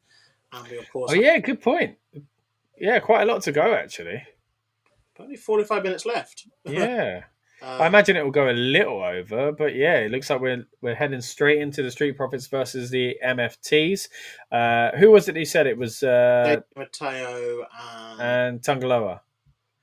Yes, Tungaloa. There we are. Yeah, so that's what's coming up next. Of course, we've already seen the women's match, but as you mentioned there, R-Truth versus Aleister Black is on this as well. That's got to be one that's going to be a short match. We mentioned earlier on how, you don't always need these long matches on these shows, and that could be an opportunity to do that, which is a bit of a shame because Aleister Black's not had the greatest comeback to WWE, in my opinion, and R-Truth has been a massively missed opportunity as well, as far as how they gave up on, talk about giving up on a heel turn or kind of character switch. They've done exactly the same there with R-Truth as well. So, yeah, I guess this match feels like they're just getting it out of the way because they've realised they don't want to do this feud anymore. But we'll see. Maybe at least something else after this as well. Maybe there will be a story coming out of SmackDown tonight with regards to R-Truth and Aleister Black. We're now on the ads again. Just seeing an ad there for Survivor Series War Games, of course, coming to you in November. And right now we've got the promotional footage being shown as we're about 2 minutes and about 15 seconds away from SmackDown coming back to you live from Dublin in Ireland. Now, I am Scott. This is Lucas. We are the Rebellious Noise Pro Wrestling channel. And you're joining us on a special stream here because we don't often do watch-along experiences for WWE shows because, as you may have guessed, we are from a different side of the pond to those shows usually. But this time around, they're on the European Tour, much like we did on the road up to WrestleMania. We're getting to enjoy these at a regular time for us. So it means we're hitting you with extra content as well. So what we're doing here is a watch-along experience, giving you play-by-play commentary and thoughts and things like that as we make our way through the show itself. We started tonight with a little bit of a preview. If you're into that sort of thing, we go way deeper on PLEs. We have a thing on this channel called a build-up show. We build up towards the PLE itself, and it goes hours, essentially. We get friends from the wrestling media world joining us as well for a really fun time. It's essentially a nice laid-back stream as we head into a PLE itself. And as we mentioned, Clash in Paris is coming up very soon. Once again, at a reasonable time for us, so our schedule is going to be a little bit different there as well. But we will have one of our famous build-up shows leading into that as well, where we talk last-minute rumors and all the kind of biggest news surrounding WWE's PLEs and the kind of hype towards them. Now, of course, as I say, you watch a SmackDown, but it's not just streams of reviews and predictions and previews on this channel. We've also had the privilege of interviewing some of your WWE superstars as well. So check out some of the content on this channel where we've got great interviews with the likes of Zelina Vega, Rhea Ripley, Finn Balor, and the Street Profits, who we're about to see on SmackDown as well, just to name a few. So if you haven't already, please subscribe to the channel and check out more of our content. As we mentioned earlier on Monday night, Raw is coming to you live from the UK, our home turf, a little bit further away from where we're from, so we won't be heading to the show, but again, we'll be giving you a live play-by-play analysis of it on this very channel again. So if you haven't already, once again, please subscribe and keep your eyes peeled out for that stream as well. We're 10 seconds away from the main feed coming back on, and yeah, it's been a fun SmackDown so far. Get your comments in down below. Let us know what you think of the show and what you think of the build towards Clash in Paris, because again, we're coming up to that very, very soon now. The show is back on the air. Logan Paul's backstage and he looks distraught, and he's bumped into Drew McIntyre, his old friend. He says, what the hell was that?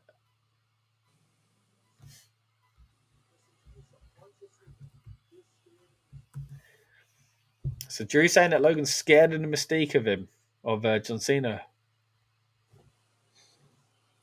Big chance for Drew, though. Yeah, one of those things, I guess, Americans might not realise that we do kind of support everyone. As much as the UK has a weird kind of love-hate relationship with all the other countries, don't we? It's in like all different nations. Obviously, the United Kingdom. Little history lesson for Americans, or geography lesson, to be fair, would be that the UK is multiple nations. So it's obviously England, Scotland, Wales, and Northern Ireland. That's what it stands for. But we do obviously support our Republic of Ireland brethren as well. But yeah, there's always going to be good reception for. Yeah, especially when you come to the wrestlers that kind of would have gone for, much like with Gunther, Austrian, but in Germany, a similar kind of thing, and a lot of European-based wrestlers generally over this side of in England as well. But as you say, there's always been a great appreciation. I remember when Sheamus was new on the scene, and I was going to shows in London, and we treated him like he was a Londoner. He used to work in Canary Wharf, so he was a Londoner for a bit. But then you've got, like Drew McIntyre from Scotland, and again appreciated in London, and then you go to Dublin, and they're just as appreciative of Drew as well. Much like when we went to Clash at the Castle in Cardiff, and of course, it wasn't Drew's hometown, but it felt like his hometown sort of thing. So. The MFTs are here. Of course, it's Tongaloa and Jason Mateo in the match. We have to imagine, as it is a bloodline match, then, well, MFT is bloodline. Oh, yeah. We aren't going to just be seeing them two get involved. I'm pretty certain on that. What would you say? Yeah, I'd be very surprised if it just stayed a clean 2-on-2 match and ended with a victory for the baby faces, and the heels just walk away with their towels between their legs without getting involved. So something's going to happen here. But also interesting that they put B-Fab back with the Street Profits. She was Street Profits for a little while. Kind of moved away for a bit. Moved away, actually teaming with Mia Yim for a little bit, from Meeting for a little bit. Had that alliance going, particularly when obviously Chelsea Green was the Women's United States champion. And then that seemed to fizzle back, and they've gone back to this. But she's another one who could do with obviously getting some more ring time. Yeah, I mean, I enjoyed when they're on the European tour already. Was it in Barcelona she had the match? Yeah. I like what I saw. So yeah, I agree. It'd be good to kind of get a more in-ring base as well. Kevin's in the comments says, why is Becky on SmackDown? WWE forget to showcase the US champion, Julia. Yeah, we've touched on it a bit already, but yeah, Becky, of course, being the hometown lass, she's shown up on this show, and I do think it needed a bit of Irish flavour on the show itself. It would be a shame if we didn't get that. And as we said before while we were on air, but before the show started, it probably made the most sense to do someone like Becky or Sheamus. But yeah, it's just a way to kind of get that kind of historical Dublin tie into the show. Yeah, she's from Raw, of course, but they've kind of snuck it into the show. Julia, we did see backstage, but I agree, Kevin. We've been saying it all night, really, how it's bizarre that Julia has been used so poorly since she became the champ. So looks like they get into a storyline with her now. Michin, of course, looking to go after the title. So hopefully it means a bit more of a presence on our screens for Julia as well, because she's a fantastic talent and holds a title. So you usually put those two things together and it means TV time. But weirdly enough, that's not always the way it works. On our TV screens at the moment, though, a beautiful famous are there from Montez Ford. We got the Street Profits against the MFTs. JC Mateo. He's another guy, I've got to say, Lucas, who is not. I mean, he's kind of lost in the shuffle. It was a lot of hype about him when he signed. He's kind of lost in the background of the MFTs. I mean, one would imagine that if they are going to be setting up the MFTs getting a tag team title shot, and obviously potentially holding the tag belts down the line, I think that will be where we're going with it. We're in that. Also, now we are in the commercial break section of the match, so we would imagine a lot of this stuff will get cut out for the American viewers when they watch it in a few hours' time. But yeah, Tungaloa now going after Montez, throws him into the ring and then into the barrier. Loving seeing Solo on the outside. I mean, we've mentioned it a few times on this channel, but I think it's been amazing giving him this kind of new freedom almost in his character. He's not the kind of I'm the bad guy, and I'm the new head of the table anymore. And he's got a lot more freedom to express himself. And I think he's been shining quite bright lately, in my opinion. Yeah, I think there was a time. I think they've definitely done a good job of rebranding this group. I think, like trying to still call it the Bloodline at this point would be very dark. Yeah, the main players aren't there. Or even though the feuds still feel very similar, I think it's what they've got to maybe have a think about. And if they do go down the tag team division route, that will make it different, I guess, because obviously the Bloodline very much was a Roman Reigns led vehicle. And obviously all the stuff was revolving the main title. Yeah. And was never about the tags.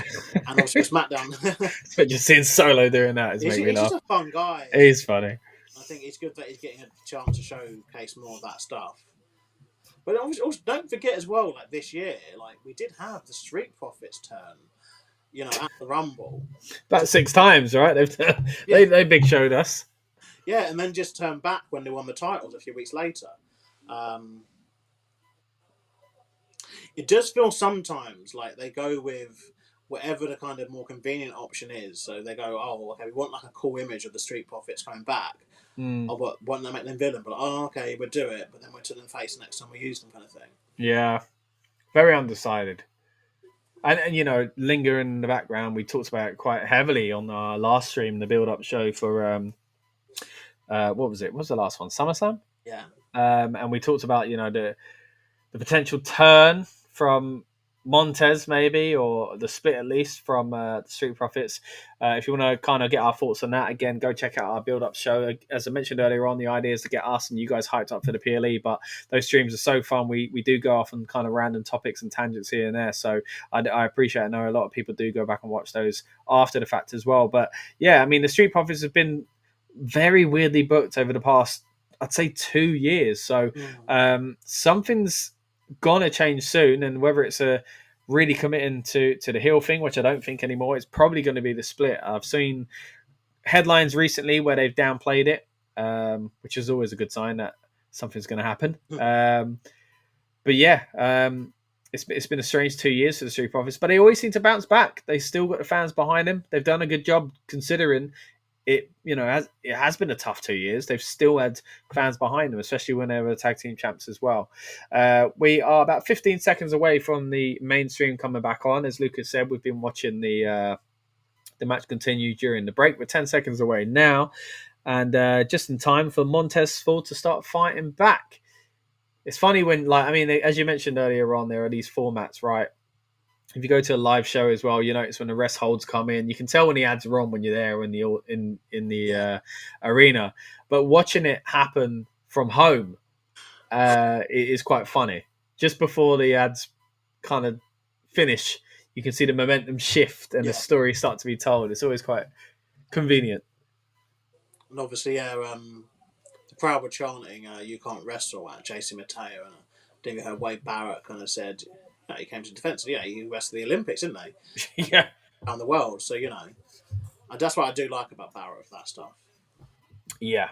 I think with JC, he wrestles like a very different style to what WWE used to. And he's found little ways to incorporate it. But seriously, if you watch some of the stuff this guy was doing on the Indies, like, he is pound for pound, like, so strong.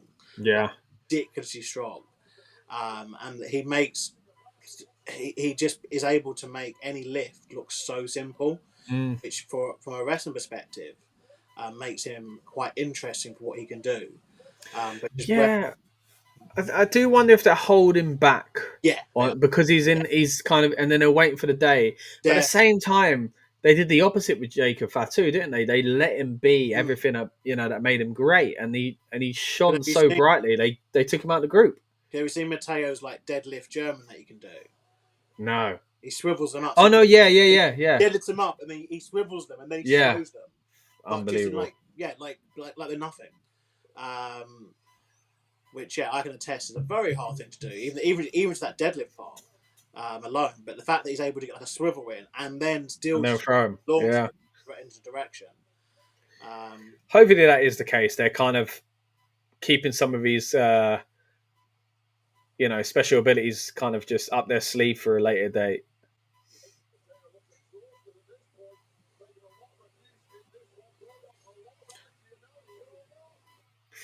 Because maybe that's what they've learned. Maybe they thought, look, the Jacob thing was great, but we don't want that to happen for JC Mateo, where in a month's time we've got to lose a member of the stable and find a new story for him. So maybe they've decided to go down the opposite kind of route for that reason. I hope that's the case, because I don't want him to get lost in the shuffle and stay lost in the shuffle. I think, it's interesting because obviously they debuted him straight on the main roster. Without going to NXT or anything. Yeah. Talatonga. Who just got involved in the match. So, yeah, there we go. What do you know? Lovely bit of strength there from JC. That wasn't all the islands. Not the back suplex, Joe. Talatonga's quite upset about that, as you can imagine. Tries to get involved again. He's climbing up. Oh, Big Jim with a big chair shot.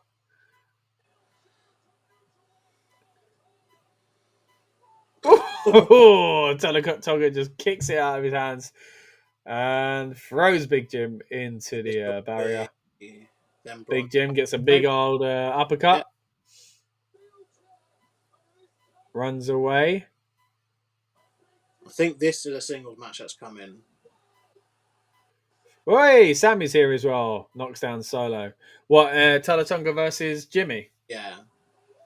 A Luva kick.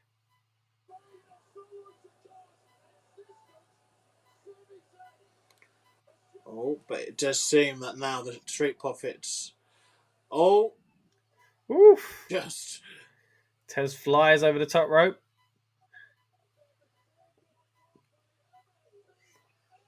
Frog splash. Takes flight in Ireland. They should call it the Ryanair. Lovely frog splash. 1, 2. His shoulder was up. Right. He's got that weird body though, isn't it? Where he's such a ball of mass, isn't he? JC. Yeah.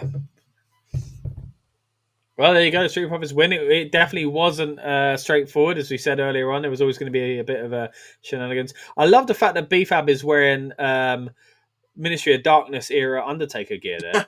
Yeah. On his shoulders. Talk of Darkness, we've now got Alistair Black. Yeah. Being up a cameraman. Yeah. But up next, guys. It looks like they are going to roll straight into this, potentially. Of the commercial. I want to see Alistair Black making these candles. I hope he makes these candles, But yeah, it does seem that we are getting that straight away, and we've obviously got the main event that was confirmed at the start of the show as Becky Lynch teams with Nia Jax to take on Tiffany Stratton and Thingamajig. Who was it?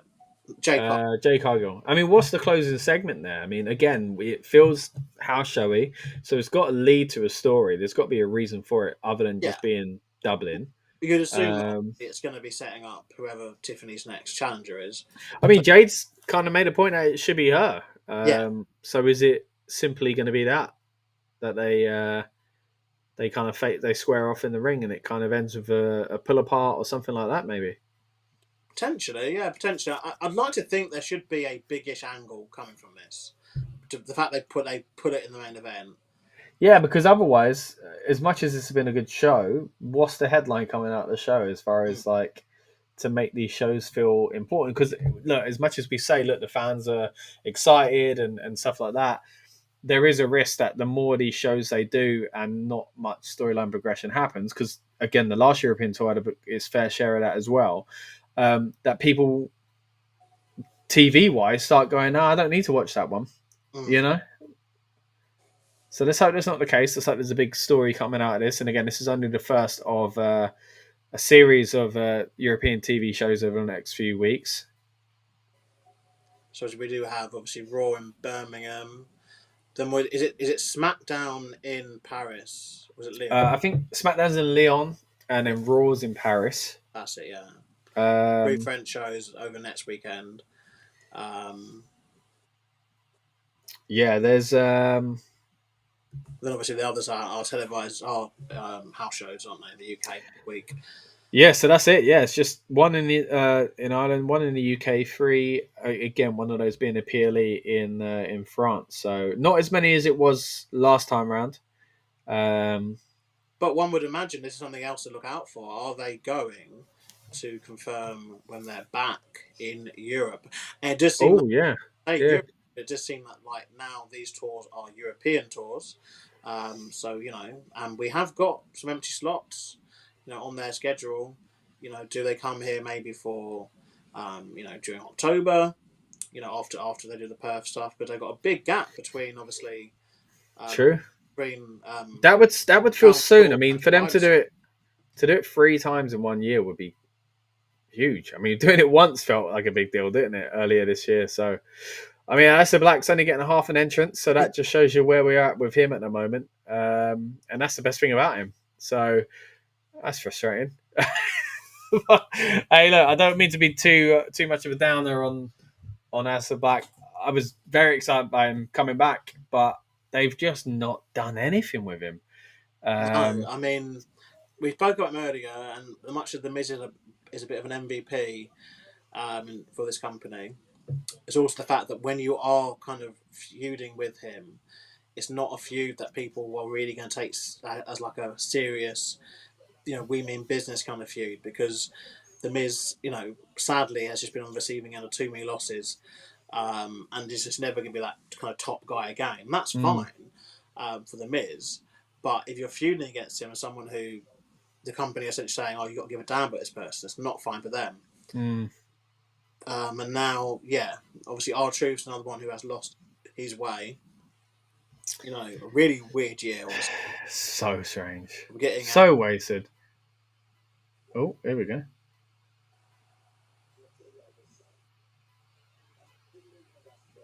Okay, he's not there, is he? Whoa. He's not there.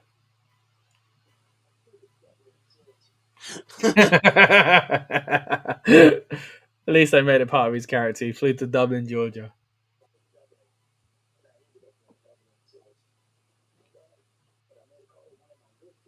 Okay. Aleister Black. Who's this then? Oh, Damien. Ah, okay. It's Damien Priest. Now, this is a feud that I could see being a thing that gets a PLE match. Well, the thing is, remember the reports were that they're meant to be big plans with Damien Priest at SummerSlam, and obviously he was not hard at all.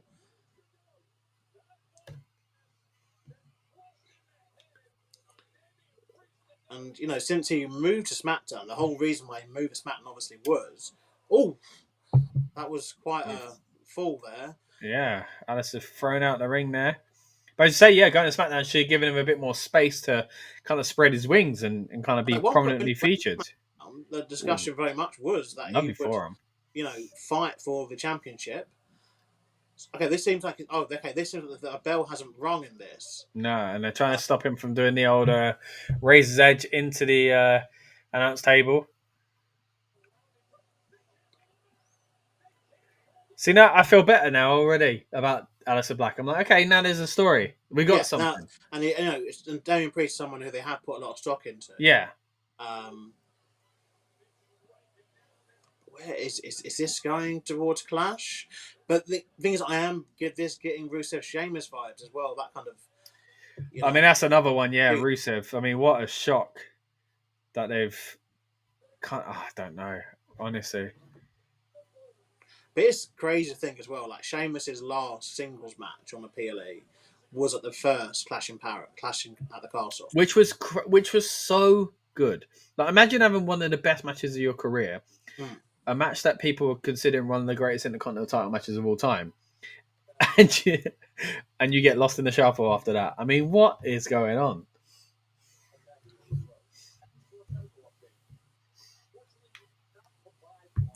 Oh, still no medical update about Cody Rhodes.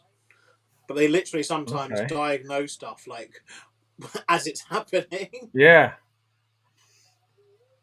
That was great, by the way. Yeah. The kick into the announce table. Very well shot as well.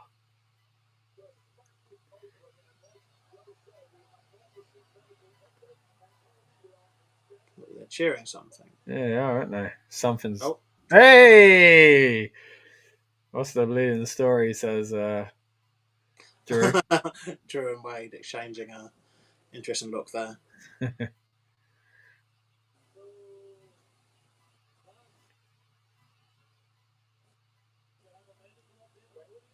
Do we have a medical update on Cody yet?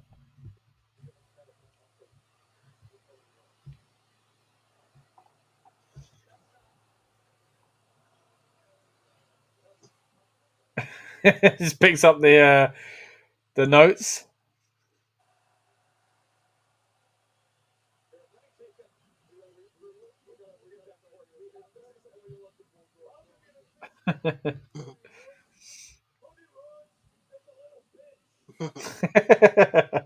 McIntyre sells Avon. Oh, mate, you gotta love these signs.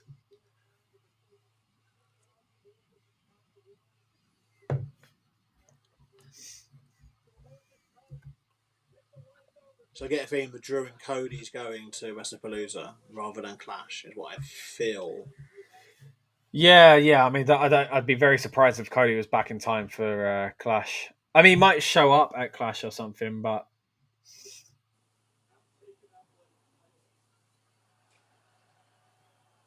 it's a good story. It's very difficult this because with Drew there is still the fact that although he did win the title in front of fans at WrestleMania, he still had an actual reign in front of fans. Even if it was like a day, a week, where at least he gets an entrance with that belt in front of fans. Yeah. And people they really want it to happen. So even though... Yeah. Oh. What's going on? Oh!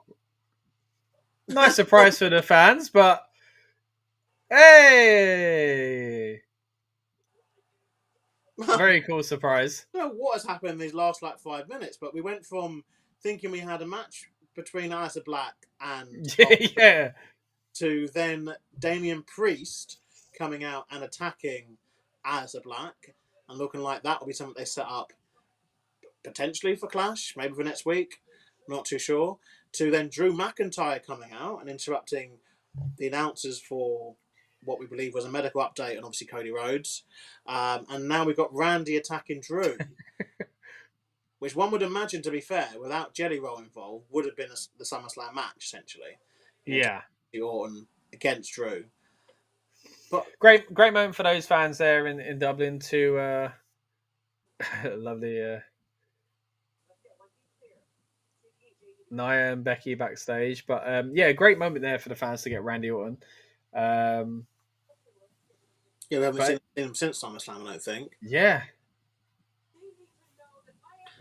See, what's annoying is now I keep looking at the people in the background, even though they're now they're nobody. Just in case, yeah. Just in case it's someone, because they do that shot quite a lot.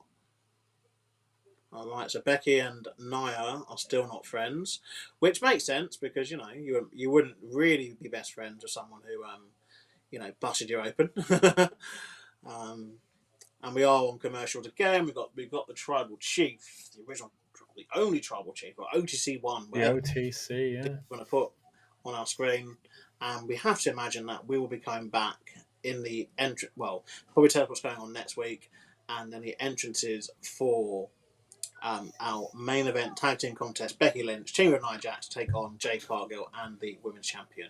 Not long to go. I mean, officially, if we're sticking to the 2 hours, we've got 16 minutes as it currently stands. When it comes back on, that means we'll be 14 minutes away from the end of the show. I've got a feeling this will go a little bit over. But at the same time, I'm not hoping for a long match, I'll be honest, Lucas. I'm hoping it kind of wrap up soon. Yeah, it's not exactly a match which the world is clamouring for.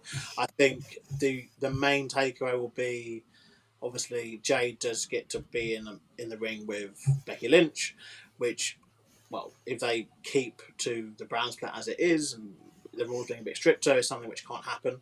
So I guess there's that image coming from it, and obviously also Tiffany too.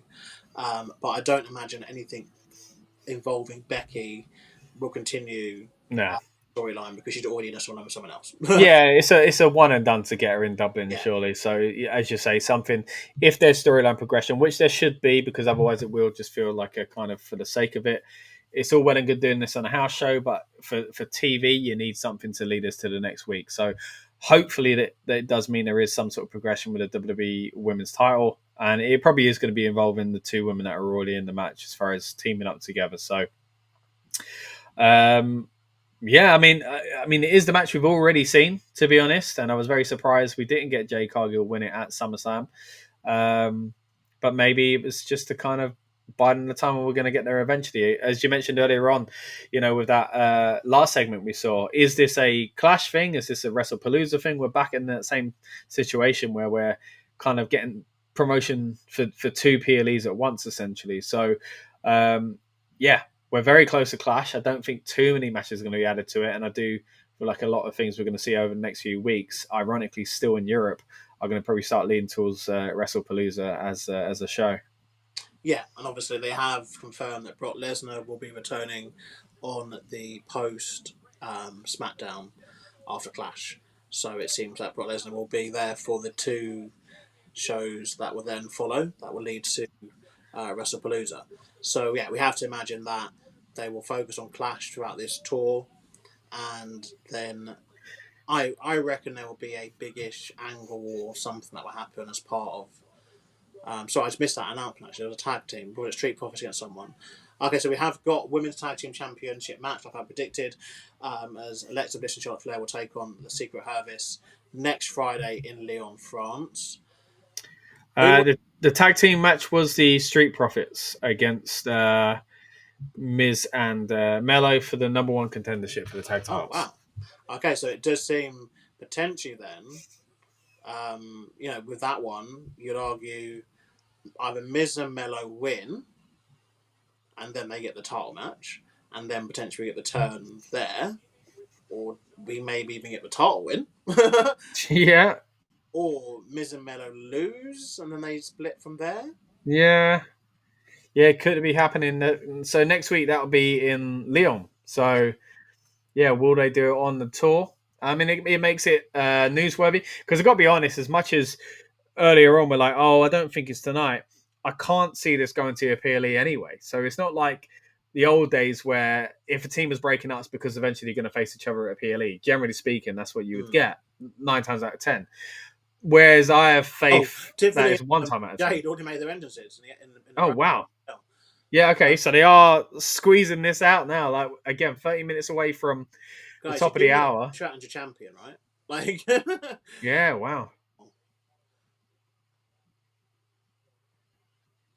So, but yeah, I don't see that feud go into a PLE. So maybe the big explosion is next week, isn't it? Like, so many feuds don't go to a PLE, so it kind of makes it hard to be like, oh, when's this feud actually going to go to? Yeah. Because before it was quite easy, it was very much something we set up on the show after the pay-per-view was just finished, and that would then run through until the end of the month. The next one, yeah. The next one. And now you're like, oh, I guess it could happen randomly in Lyon because the payoff will be in, I don't know, Arkansas in 4 weeks. Or, like on a random SmackDown again, so...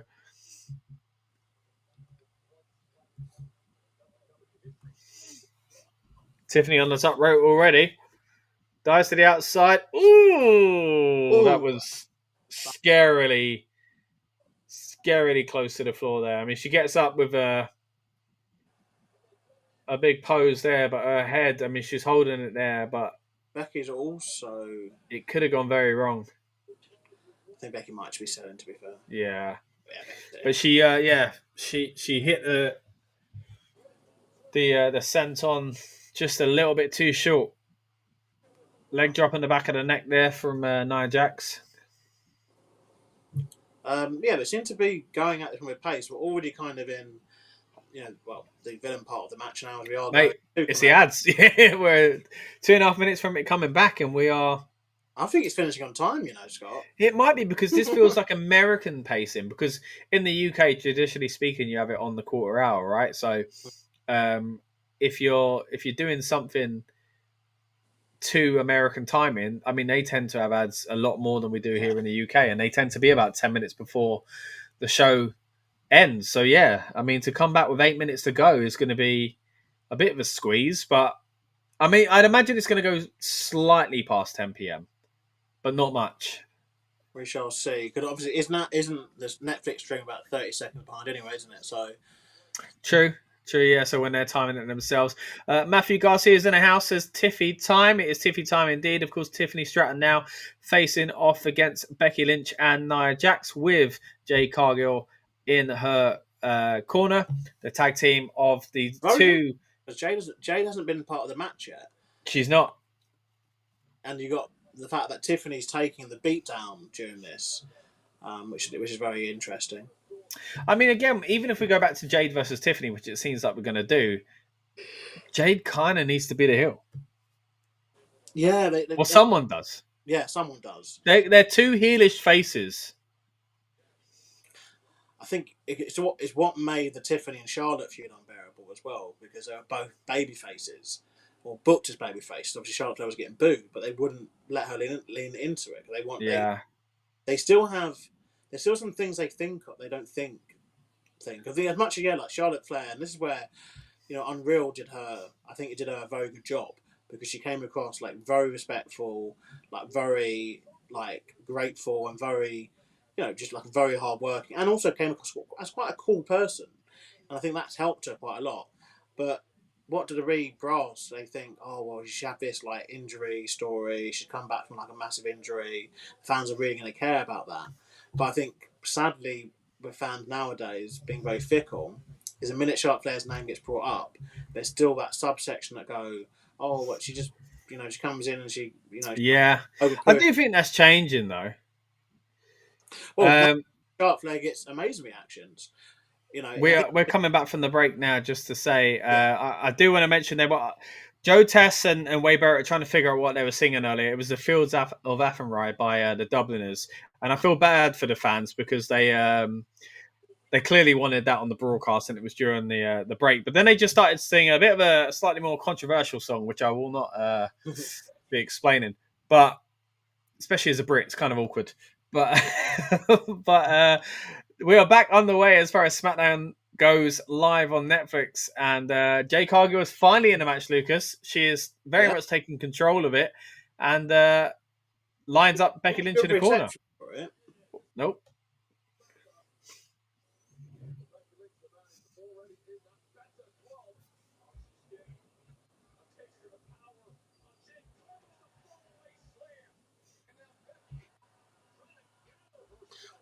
So I do think fans do want Jade to do well. It was very interesting, like you say, like her not obviously winning the title at SummerSlam.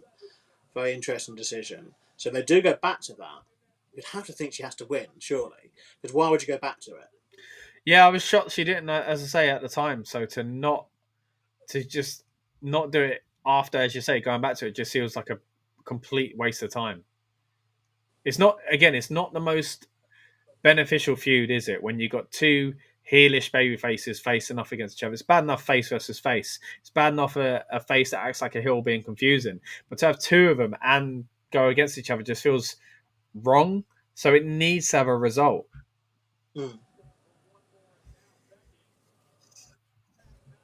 And the thing is as well that if you go the other way, we've already done Nia and Tiffany to death. Yeah.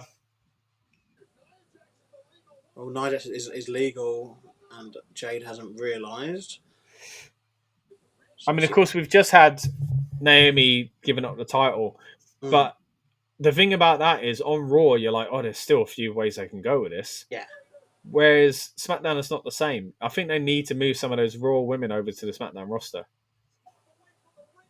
Yeah, I think they need to have a look at that, and obviously, the thing there's still a lot of women on the SmackDown roster. It's just a bit of a confusion there. It feels a lot more mid card. Yeah. Oh, wow, it's over. Mm. It is over already. That's like a 5-minute match. I wondered how they were going to squeeze it into 8 minutes left or whatever it was, and they've done it in like 2. But yeah, Jay Cargill picks up the win. Tiffany doesn't. We're going to credits. That's it. 2, please. Yeah, credits and everything. Wow. I am very surprised by that. Keep this on. Let's see. Are we going to get anything? I guess we're going to get the fact that obviously Jade has got the pin in that. Oh, something backstage. Oh. Especially when the credits came on. This is a bit odd. John Cena. And Logan's going to attack him. Oh, no. Ooh. Oh, what a knock to the mouth. I just heard from Brock Lesnar says, and what have we heard from Brock Lesnar? I mean, that could have just been today, are we? A tool to get to that point. I hope there is a follow-up and it's going to be X amount of, X match or whatever else as far as the stipulation goes. But that's it, guys. SmackDown is in the books. Pretty enjoyable show. It's earlier than expected. Right, so really hope you've enjoyed the show itself. It feels weirdly abrupt, Lucas, to kind of be wrapping up on SmackDown already. What we'll do now, we'll hit you with an instant reaction review. But really enjoyed the show. Really enjoyed watching it with you, Lucas, and watching it with the people in the comments as well.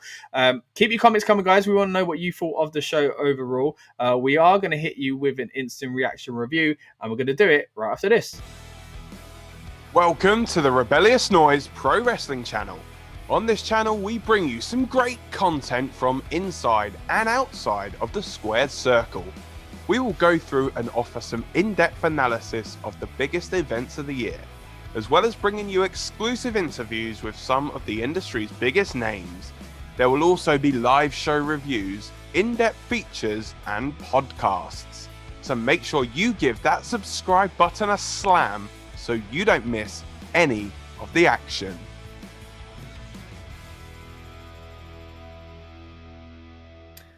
All right, welcome back to the Rebellious Noise Pro Wrestling channel. My name is Scott. This is Lucas over here, and this is the instant reaction review to Friday Night SmackDown from Dublin. I've got my Guinness ready, and it's time to dive into the show overall. Thoughts as we just come out of it, Lucas. What did you think of the Irish TV show? I mean, it's the first time we've ever had a live event from Dublin, and I thought it was an enjoyable show overall. Yeah, I think there was some very strong parts of the show. There were some medium parts. There was nothing like overly bad, but I do think we didn't really get a lot of new stuff heading towards Clash in Paris, which worries me because it's like, it probably is going to be a 5-match card, but it's just figuring out what that 5th match is now. Yeah. We saw, obviously... I mean, I'd argue, to be fair, the best stuff was the opening bit with Becky. I'd say followed by, I'd say that would be second, actually. The top bit for me was a Cena and Logan Paul promo exchange. So that was done really, really well. And that was midway through the broadcast. The beginning as well. And then that interesting segment we just came out of, really. And I'm going to encompass it all together because everything in it was really kind of just like rapid fire, wasn't it? It was very much. We went from thinking we had Asa Black taking on R-Truth. Yeah, that last half an hour was crazy. R-Truth not being there. Yeah. Saying that, bringing back Damian Priest, that brawl happening, to Drew McIntyre then interrupting the commentators, to then get taken up by Randy Orton, and then we had a 5-minute tag team match main event. And then into the John Cena and Logan Paul thing at the very end as well. So with Nick Aldis, saying that he had something about Brock Lesnar. Yeah. Which it'd be interesting if that also something like that also happened next week when Nick tries to tell Cena something and then it gets interrupted or cut off, and then obviously they're gonna then do the proper thing when Lesnar does return in 2 weeks' time. To obviously just say or do the thing he wants essentially, which is Brock Lesnar. But there were some boos, some very sizable boos when he did mention Brock Lesnar's name in the crowd. So, and it'll be interesting how people are with him when he obviously is back in a couple. Yeah, I mean, without the shock, because I think a lot of the reaction, the positive reaction, would come from shock of we're at an event and wow, a big superstar's come back. Once the dust settles, I think it's going to be a little bit different once people are in person. Look, this is something we can go into much deeper, of course, and we've done it a few times on this channel already, surrounding the kind of complications around Brock Lesnar at the time, and it felt like he wasn't going to come back anytime soon, and he has. But that's leading towards WrestlePalooza. As you say, a lot of tonight was about kind of fine-tuning, almost getting to a Walls clash in Paris, I should say, not the castle this time. But sowing the seeds a little bit for WrestlePalooza. Now, of course, it was a SmackDown show, but as we alluded to already, it started out with Becky Lynch, and it was a great kind of opening segment. I think both of us agreed it was a fantastic promo from Becky, and she did the typical thing of, I'm going to big up, look at us. We made it, right? No, actually, I made it. You guys suck. That kind of thing. And I thought it was a really good opening segment.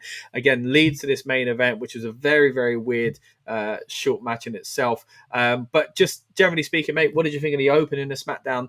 Do you think it was a good way to start the show? Yeah. I think although it probably went a bit longer than it needed to, it did make sense in this occasion because you had the whole shock factor of Becky and then the turn factor. But obviously, I guess maybe I'm tainted by the fact that obviously, Christopher, bless him, he did basically spoil this for us. Which, then when we saw it kind of play out, we're like, oh, okay. It's not as surprising. I mean, it's also nice as well to get the women's division obviously as part of the main event. Yeah. But it still hasn't, when you look at the full story of what they told, I don't know what they're going for. We're still no closer to who's facing Tiffany next because, does Jade face her next? I'm guessing because she pinned Nia. Yeah, but I mean, it's still very much face-face, even though there was some weird looks between Tiffany and Jade right at the very end. It felt more long-term. It felt like they're going to go back to that. And they themselves knew that wasn't strong enough to close the show. So therefore, they ended it with Cena. Because just before that match, I was thinking to myself, could you have not ended with what we've just seen? That kind of chaos of Damian Priest coming back and Drew McIntyre and all that kind of... Could they not have ended without Randy Orton showing up as a surprise as well? I still felt like, that's not an ending to the show, but it was still more than what I expected the women to kind of do as far as what story... The problem with that, it would have been good if it's leading to something involving any of those people at the pay-per-view. Yeah. I know now, because they've only booked 4 matches, that probably not going to get any of those people on Clash. Well, it's the thing, it's still not Clash related, but at least it's a big story that they just went, even though we've started putting up the credits, we're going to go backstage now to look at, because that's the story. So the headline, because I said to you, didn't I, about an hour ago now, like, what's the headline coming out of this show? It doesn't feel like it's going to be related to the women's division at all, and the best they can do is Jade and Tiff go at it, which we've already seen, and that was their answer. They wanted to make Becky in the main event because it was in Dublin, but they knew from a TV perspective that wasn't going to be the close to the show. So it was an interesting way to book it, and I don't know if they've got the best of both worlds or they've messed up both, because they were both rushed as well. But going back to that beginning segment, I think the best part of what we saw from Becky, because we barely saw anything from her at the end, was that opening segment. Again, typical heel stuff, but it just shows she's on another level. You know, especially within the women's division, as far as her kind of storytelling and her mic skills. I thought it was very, very clever and a really enjoyable way to open the show. After that, we did get a nice little backstage segment as well with Jimmy Uso and Sami Zayn kind of enjoying the fruits of Jimmy's labour a little bit. And then the MFTs show up to ruin the party. Solo with a funny comment of basically saying, look, Jimmy, I know the ship has sailed for you, but when that baby comes along, we'll have plenty of opportunities for him to kind of come and join, for them to come and join us, which I thought was quite funny as well. But we get into our first match here. We also get Mello Don't Miz versus the Motor City Machine Guns. Thoughts on this one? As you say, it was a very smooth kind of match and delivery, really, as always, from the Machine Guns, and told an interesting story as far as Mello Don't Miz go. They continue to kind of build from last week's SmackDown, and already we've seen an announcement for a match next week. So where do you think we're going with this one? Do you think next week's the time we see it? And what did you think of tonight's kind of shenanigans between the I think if we link both tag matches together, because they've had one division that has had actually some storyline movement has been the tag division, because we now know next week we're going to see the two winning teams basically of tonight's tag matches. They are going to be in action next week against each other for non contendership. So it is showing some forward movement in that, because we had obviously Miz and Mello, they beat the Machine Guns, and we had Street Profits beat MFTs. So I think that's one division that we can be proud of. I thought this match was very solid though. It was a good opener.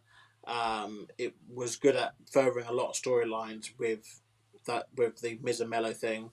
And I don't think we're going to get the turn next week. I think I think because the Miz is getting good reactions and because it's still quite new, I'd ride it out to a title match. To be deadly honest, I'd ride it out to a title match, and if you want to do the turn, then fair enough. But I definitely wouldn't. Yeah, I'm with you in thinking that it's not going to be a long thing. Or it shouldn't be a long thing. But then saying that, the Street Profits have been meant to turn on each other for about 3 years. Not yeah, true. So I wouldn't be too surprised if it is just they're going to just lose the tag title match and keep teaming for another 3 years. Well, yeah, I think the title, especially depending on the story they want to tell, and I think you can kind of do it with the White Six, because again, nobody really knows where people like them, they're intrigued by them, but they're heels at the same time. I think so. Like, you can use them as the fall guys in this story of almost like coming around to the Miz. Let's say you do go for the Carmelo Hayes heel turn, that the Miz nearly got another opportunity in this stage of his career to become a champion, but the young jealous upstart who was supposed to be taking on his wing ruined it for the both of them out of spite. So, and I think the White Six can easily then scuttle away and do their own little storyline away from that as well. So it kind of does make sense, and it is, as you say, one that could go all the way up to the championship match itself, or maybe, who knows, they become champion and it's a long, long way away. The next match we saw, though, Charlotte Flair versus Piper Niven. Pretty impressive match, this one here. Again, not too long, but I really enjoyed what I saw, especially from Piper, which is mad because you think about it, like, it's almost a throwaway match, but 5 years ago, if you said these two facing off, I'd be thinking, oh, what is it, a SummerSlam match? Because Piper, I mean, she's still great, don't get me wrong, but she's not positioned in the way I think many of us thought she would be when she came into the company. But a match like this really shows off her talents, because she's incredible, I think, character-wise. I think she's done so well since she's been in the WWE to improve on that sort of stuff, and kind of, add that string to her bow, if you will. But this match really, and I think it is because she was in there with someone like Charlotte, to me started to show off reminders of like just how good she is in the ring. Yeah, I think obviously we did get confirmation that they are getting a tag team title shot next week, which, yeah, to be fair, I will take back some of my moan. I think we have seen progression onto next week's episode. I would like to clarify, we haven't really seen a lot of progression into where we're going on the PLE stage, is what I meant. But I thought it was a solid match. There was some nice, kind of bits and pieces they both did. I think, it was definitely a nice style-making vehicle for Piper Niven.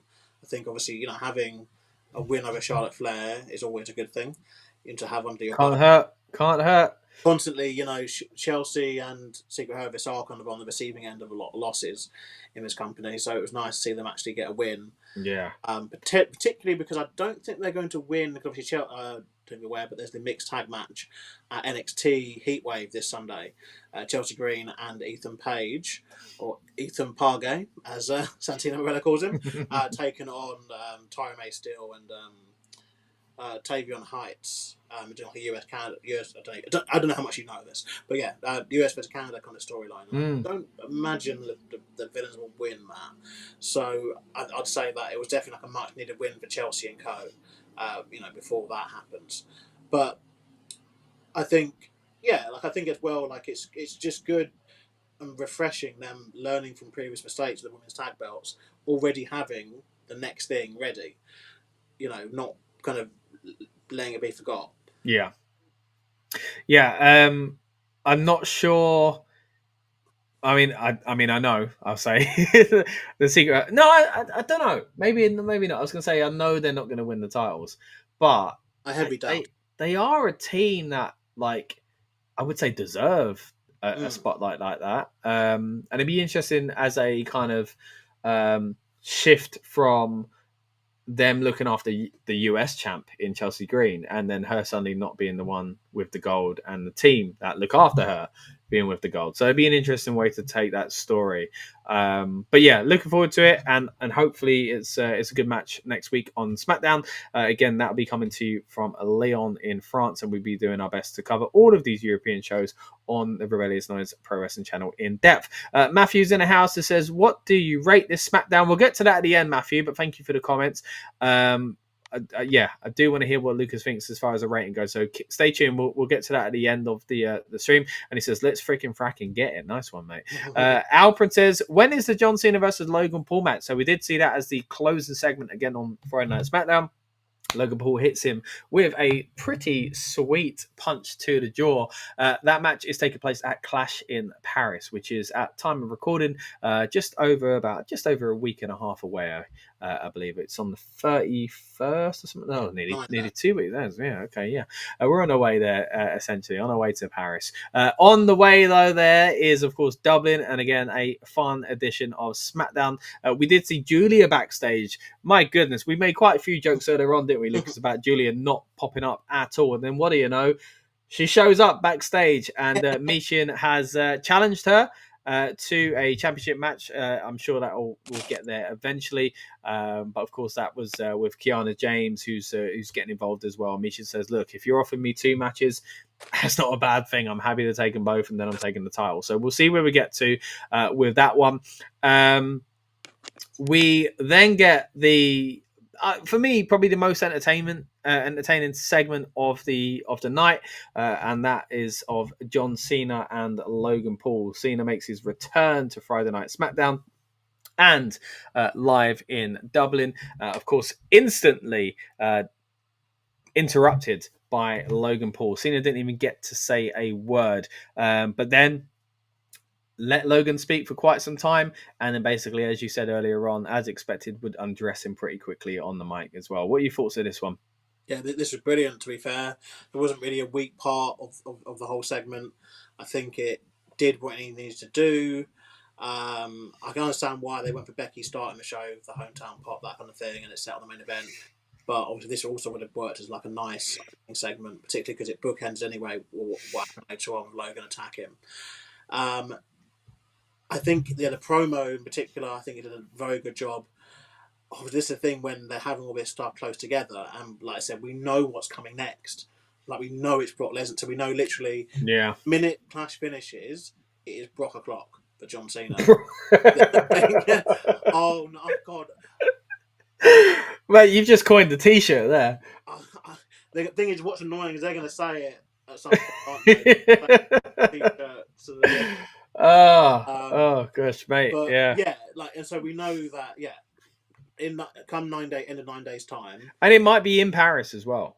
You know, that could be a nice little surprise at the end, as far as like a big story coming out of it, at least similar to. Well, that might be what Nick trying to tell him, and then he can't. Obviously, like he's gonna be there. Yeah. What? So you think every week Nick might just go to give him some news, and Logan Paul just attacked like every kind of show until then, essentially. But we've only got one show left, haven't we? Next week to go. I'm sure. Oh yeah, you're right. It's only Leon, and then Yeah. we're straight into it. Yeah, good point actually. So yeah, I mean, I do wonder if, again, this is something that happens at the end of the show, but kind of jumping forward, I do wonder if that closing segment and that comment of, oh, I just spoke to Brock Lesnar and he says, is ever going to be solved, or if it's going to, it's not a big deal if it's not, but I really am not a fan of when they do this sort of thing and they forget it was just for that night. It really frustrates me when they do stuff like that. I'd imagine because it's Brock Lesnar, who, again, we've done enough about talking about the controversy around him, but because it's Brock Lesnar, I can only imagine that his name's being said for a reason.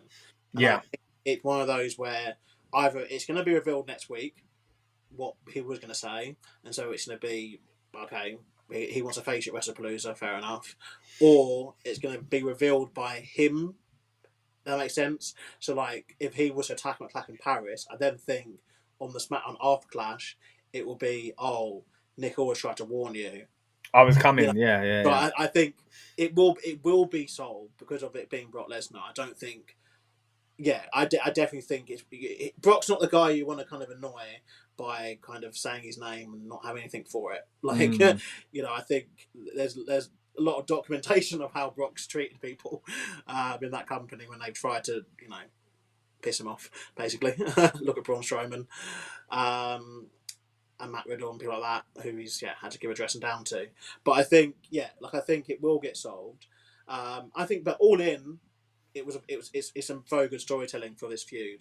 I would argue my only gripe, I think, is I get the whole right hand thing, but I do think we need to see like a more serious beatdown from Logan in order to sell him that he could win this match.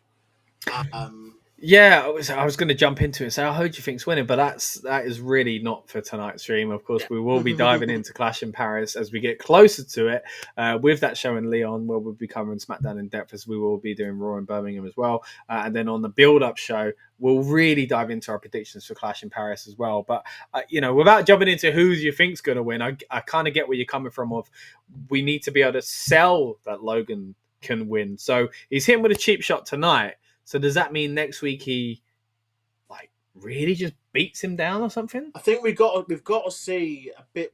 This goes for a lot of feuds. Actually, a lot of the problems I have a lot of feuds in WWE at the moment is we don't see enough physicality, and it then I know they want to save for the pay per view. They don't want to risk injuries on tour, and then they can't do the match on the PLA. I get a lot of this, but I'm also a case of where with this, I thought this segment they did, the promo segment, in my opinion, should have been used as the catalyst, the vehicle to get a more serious Logan Paul into this match, because he's still going into this match with a whole delusion like, I'm Logan Paul, I'm the best, like still like I'm the best thing in this company, blah blah. But Cena dressed him down in such a way that I think it now means we need to see a more serious Logan Paul, because literally this could be like in you're thinking that, like in kayfabe. If you're Logan Paul at this stage, and if you beat John Cena at Clash in Paris, theoretically you should become the number one contender to face Cody Rhodes, because you was the last champion, and he was probably the biggest name in the company.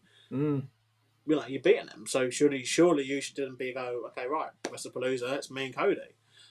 Yeah, true. If you're looking at it from a kayfabe point of view, if this, so I think it only makes sense for Logan to get more serious and take this match more seriously. It's not just, like the random tag match he had at SummerSlam, for example. This is like a bona fide style-making opportunity here for him to do. Yeah. I think we should see a bit more seriousness. So my only gripe with that is, but maybe we will see this next week in the match itself.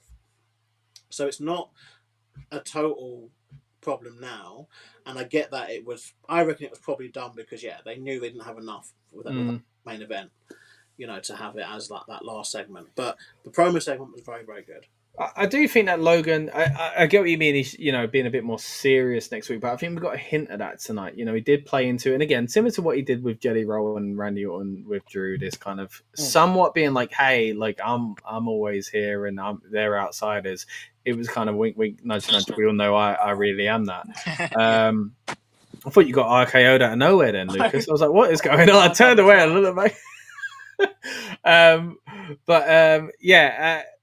But he kind of touched on that a little bit here as well in a different way with John Cena by basically being like, look, I give you these 5-star matches. This guy does 5 moves and he goes away, like he kind of, he's lent into that a little bit more, but I know what you mean. I think getting a bit more serious with it next week, not just being, I'm so great, blah, blah, blah, in a kind of typical heel way, but really diving into that kind of, telling the story about how there is a difference between him and Cena and how Cena is on the way out and he is on the way up as well. So be interesting to see where we go with that one. But yeah, a good segment overall.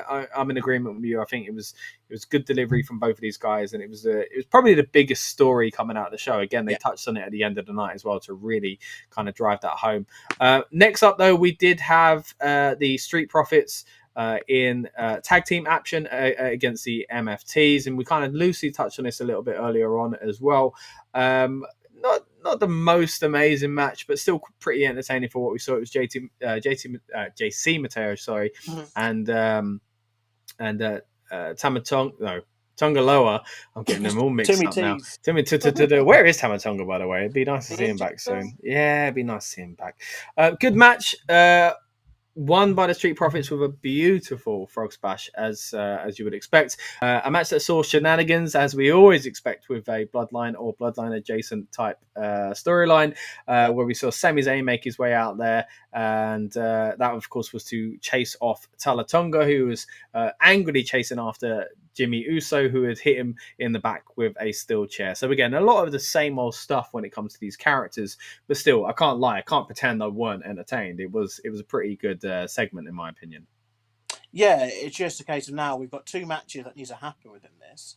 You can argue 3 because there's a tag option too, but definitely Jimmy against Talatonga, and then definitely Solo Sikoa against Sami Zayn.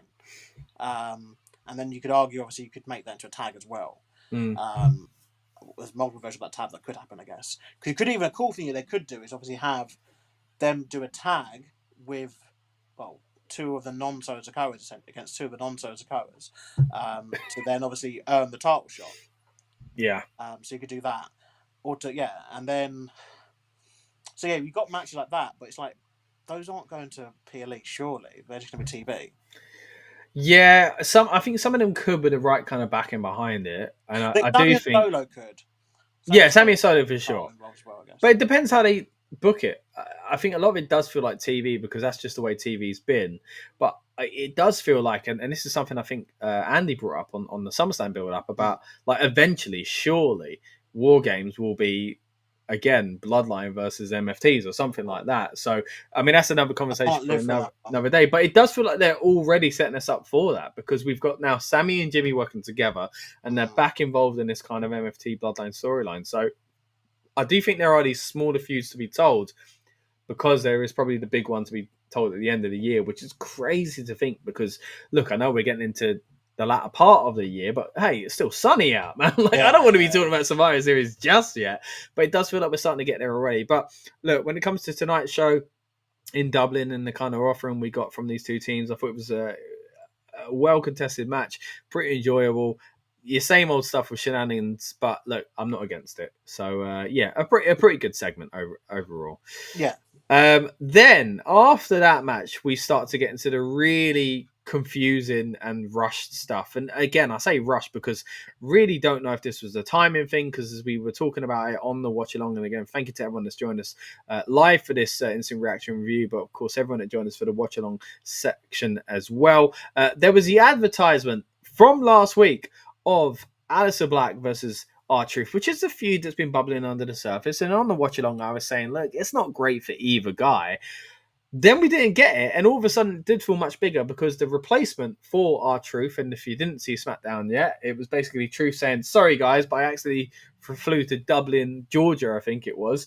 My bad. So I've got a replacement, and it's Damian Priest. It was a nice pop for Damian Priest, nice return, and a feud that suddenly starts to make a little bit more sense as far as elevating Aleister Black by using, as you said rightly when we were on the watch along, someone that they've put a lot of stock in, really, essentially, with Damian Priest, someone that they've made world champion. They've, it's not, let's be honest, the last 6 months haven't worked out the way I think a lot of us expected, or I'm sure Damian expected, as far as being in that main event scene. He's kind of got a little lost in the shuffle. Moving him over to SmackDown gives him that opportunity. And I think this is a great way, as far as a feud, to bring Alistair back up because he's a bit lost at the moment by bringing someone who's of higher stock than him at the moment in Damian Priest. And then once that's done, cool, I'll leave you here, Alistair. You go off and have some feuds, and Damian goes back up to the main event title picture scene, which I'm hoping is the case here. But this is a positive start, essentially, to that story, if that is the case. Yeah, I mean, well, say start because they did the whole attack segment a few weeks back. Yeah, they've got the seeds already there, but the wheels are in motion now, essentially. Yeah, and this potentially could be a PLE match. I think. Yeah, I don't know for Clash. Obviously, I think that's too soon, but Wrestlepalooza potentially, or even in Perth because that's very close together as well. True. So we have got some time to let this situation go, and yeah, it's always a sucker when obviously they hype something and they don't deliver. But I think something smart they did do is at least have R-Truth do a promo as part of the show, and it fits his character. I think taking away anything, as you say, is risky. Taking away Truth at a time where people were probably a little bit annoyed about the way Truth's been treated anyway, and they've really enjoyed him, was a risk. But if there's any character that can get away with it, it's Truth. Yeah, and I think, and also the replacement being bigger, is always a good thing. Like you couldn't have just had like a randomer show up; it had to be someone bigger, and I think it was done quite well. Obviously, we have seen a lot of pull apart brawls this year. A lot. You can probably lost count how many we've seen, but I think this was a good. Yeah, it was a nice brief way of doing things. And it led nicely into the next segment. I mean, they need to do more stuff like this, like genuinely, with the amount of people they got on the roster, and the amount of kind of stories they want to tell. Because obviously, straight after this, which obviously they didn't drag out, they just kind of had the little brawl happen, and then that was that. They then had the announcers go to give an announcement about. Well, they did a nothing announcement essentially, which happens quite a lot nowadays in newscasting, where they just said essentially there's no medical update on Cody Rhodes. That thing you want to know about? We don't know. And I find it quite fascinating because obviously, they're meant to have the best doctors in the world. And I mean, someone's head went through a table. It should be quite easy to figure out what the medical problem could be. Head going through a table. Mate, I always remember back in the day when Booker T broke the news of Jerry Lawler's anal bleeding, or was it Jerry? Yeah. And someone said it, Michael Cole, and then Booker T was like, "What?" I can't remember. Was it Jerry? Anyway, but yeah, how can they know that so quick? But they don't know what's happened to Cody over a week ago. So 2 weeks. Yeah, it was 2 weeks ago. Yeah, it was 2. Yeah. And this is a man who was diagnosed at Hell in a Cell and had a match. Yeah. Like, my muscles ripped off. I'm going to have a match. But I guess you could argue a head injury is different. Maybe, but yeah, but we had that. And then we had Drew McIntyre, who by the way, we had seen earlier on Drew McIntyre backstage, and he got a very good reception. Yeah. But then we then went into essentially Drew McIntyre interrupting announcers and getting a little bit of promo time, and he was attacked by none other than a returning Randy Orton. Say returning, it's awkward when people just miss a few weeks. Yeah, and they're back.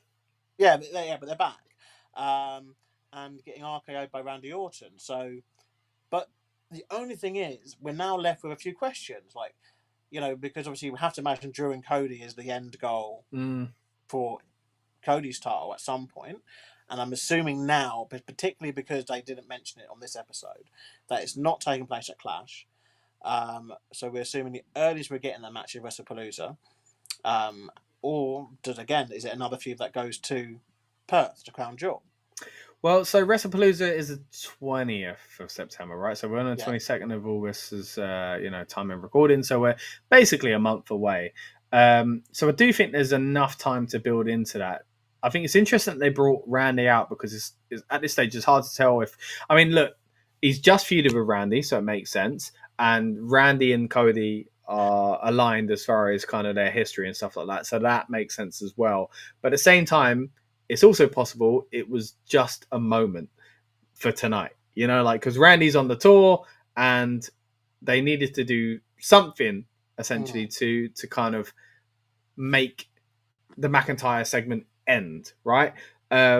Which, by the way, as you said, he was shown backstage. I'm really glad they used him there because there was a big reaction for him. It was, you got to get the best out of him, essentially. So I'm not sure if it was just that, But that's not usually the way they do things on TV. If things are done on TV, it usually means it is because Randy Orton and Drew are going to do something next week or whatever it may be. But because it's that European tour, and again, going back to the European tour we saw before WrestleMania, we did see a slight change in the format. I mean, this show is a great example of that. We started out with someone from Raw opening up simply because she's from Dublin. It was great, don't get me wrong. And then a very strange ending to the show because they realized they almost puts it half like a house show, as we've said, and half like a TV show. They need that storyline progression, but they need to treat it special because it's a special occasion as far as, it's a show in Dublin. And I feel like this segment kind of could go either way with that. It could lead to Drew McIntyre and Randy Orton going into something, and it's still being at WrestlePalooza because a month is a fairly long time. There's still, at least 4 SmackDowns, maybe 3 or 4 SmackDowns to go before that, depending on how the weeks align. Or it could have just been for tonight, or as you say, it could be going further on to Crown Jewel. Tonight, I think that would have been the dark match main event, like potentially. Yeah. So then they don't have to put it on TV. I think the fact. I wonder if there's one. Let me look it up. Is an angle. It should be used to be setting something up. So I think even if it is just they're going to do this match at SmackDown in like a couple of weeks, because something they do. I noticed during these kind of things is they are still trying to please the domestic viewer in America, and potentially this is a match we get in 2 weeks when they're back in America. We get Randy and Drew, because they feel like, oh well, they have the European tour, so they're now need to give something back to the Americans. But yeah, I don't imagine I don't think it will go nowhere. I think it definitely leading to a match between them two, and then I guess that might even be when Cody comes back. Potentially. Yeah, true. But if we're going on the basis, well, that's the thing. We've mentioned earlier that we felt that maybe Brock Lesnar might return at Clash, but then Cody Rhodes can't also return on that same show. Yeah, true. I think it'd be weird to not have Cody at Clash because, when it was announced, he's a big star, right? He was the champion when it went the first time round, of his title reign. So it'd be weird for him to not be there. But, we've seen stranger things happen, don't get me wrong. But I think what you say there is a good point. I think Randy Orton could be the placeholder, essentially, even if it is for WrestlePalooza, just to kind of buy time for the next week or two, to have a focus of Drew McIntyre for Cody to come back on a SmackDown, or even again at Clash, like you say, next week could be that match as well. Just to touch on what we just speculated on there as far as dark match, it looks like the dark match is Jacob Fatu versus Dominic Mysterio in a non-title match, which is really kind of left field. Didn't expect it to be those two, but hey, it is what it is. Also seeing something about Lyra and Io versus Roxanne and Raquel, but I'm not sure if that's actually the case. The only one I've really seen quite a lot of comments about was Dirty Dom versus Jacob Fatu. So yeah, that looks to be the dark match on SmackDown tonight. But yeah, I think again, Randy Orton is a great character to be able to slot into anywhere in any bloody storyline within the bloody card itself.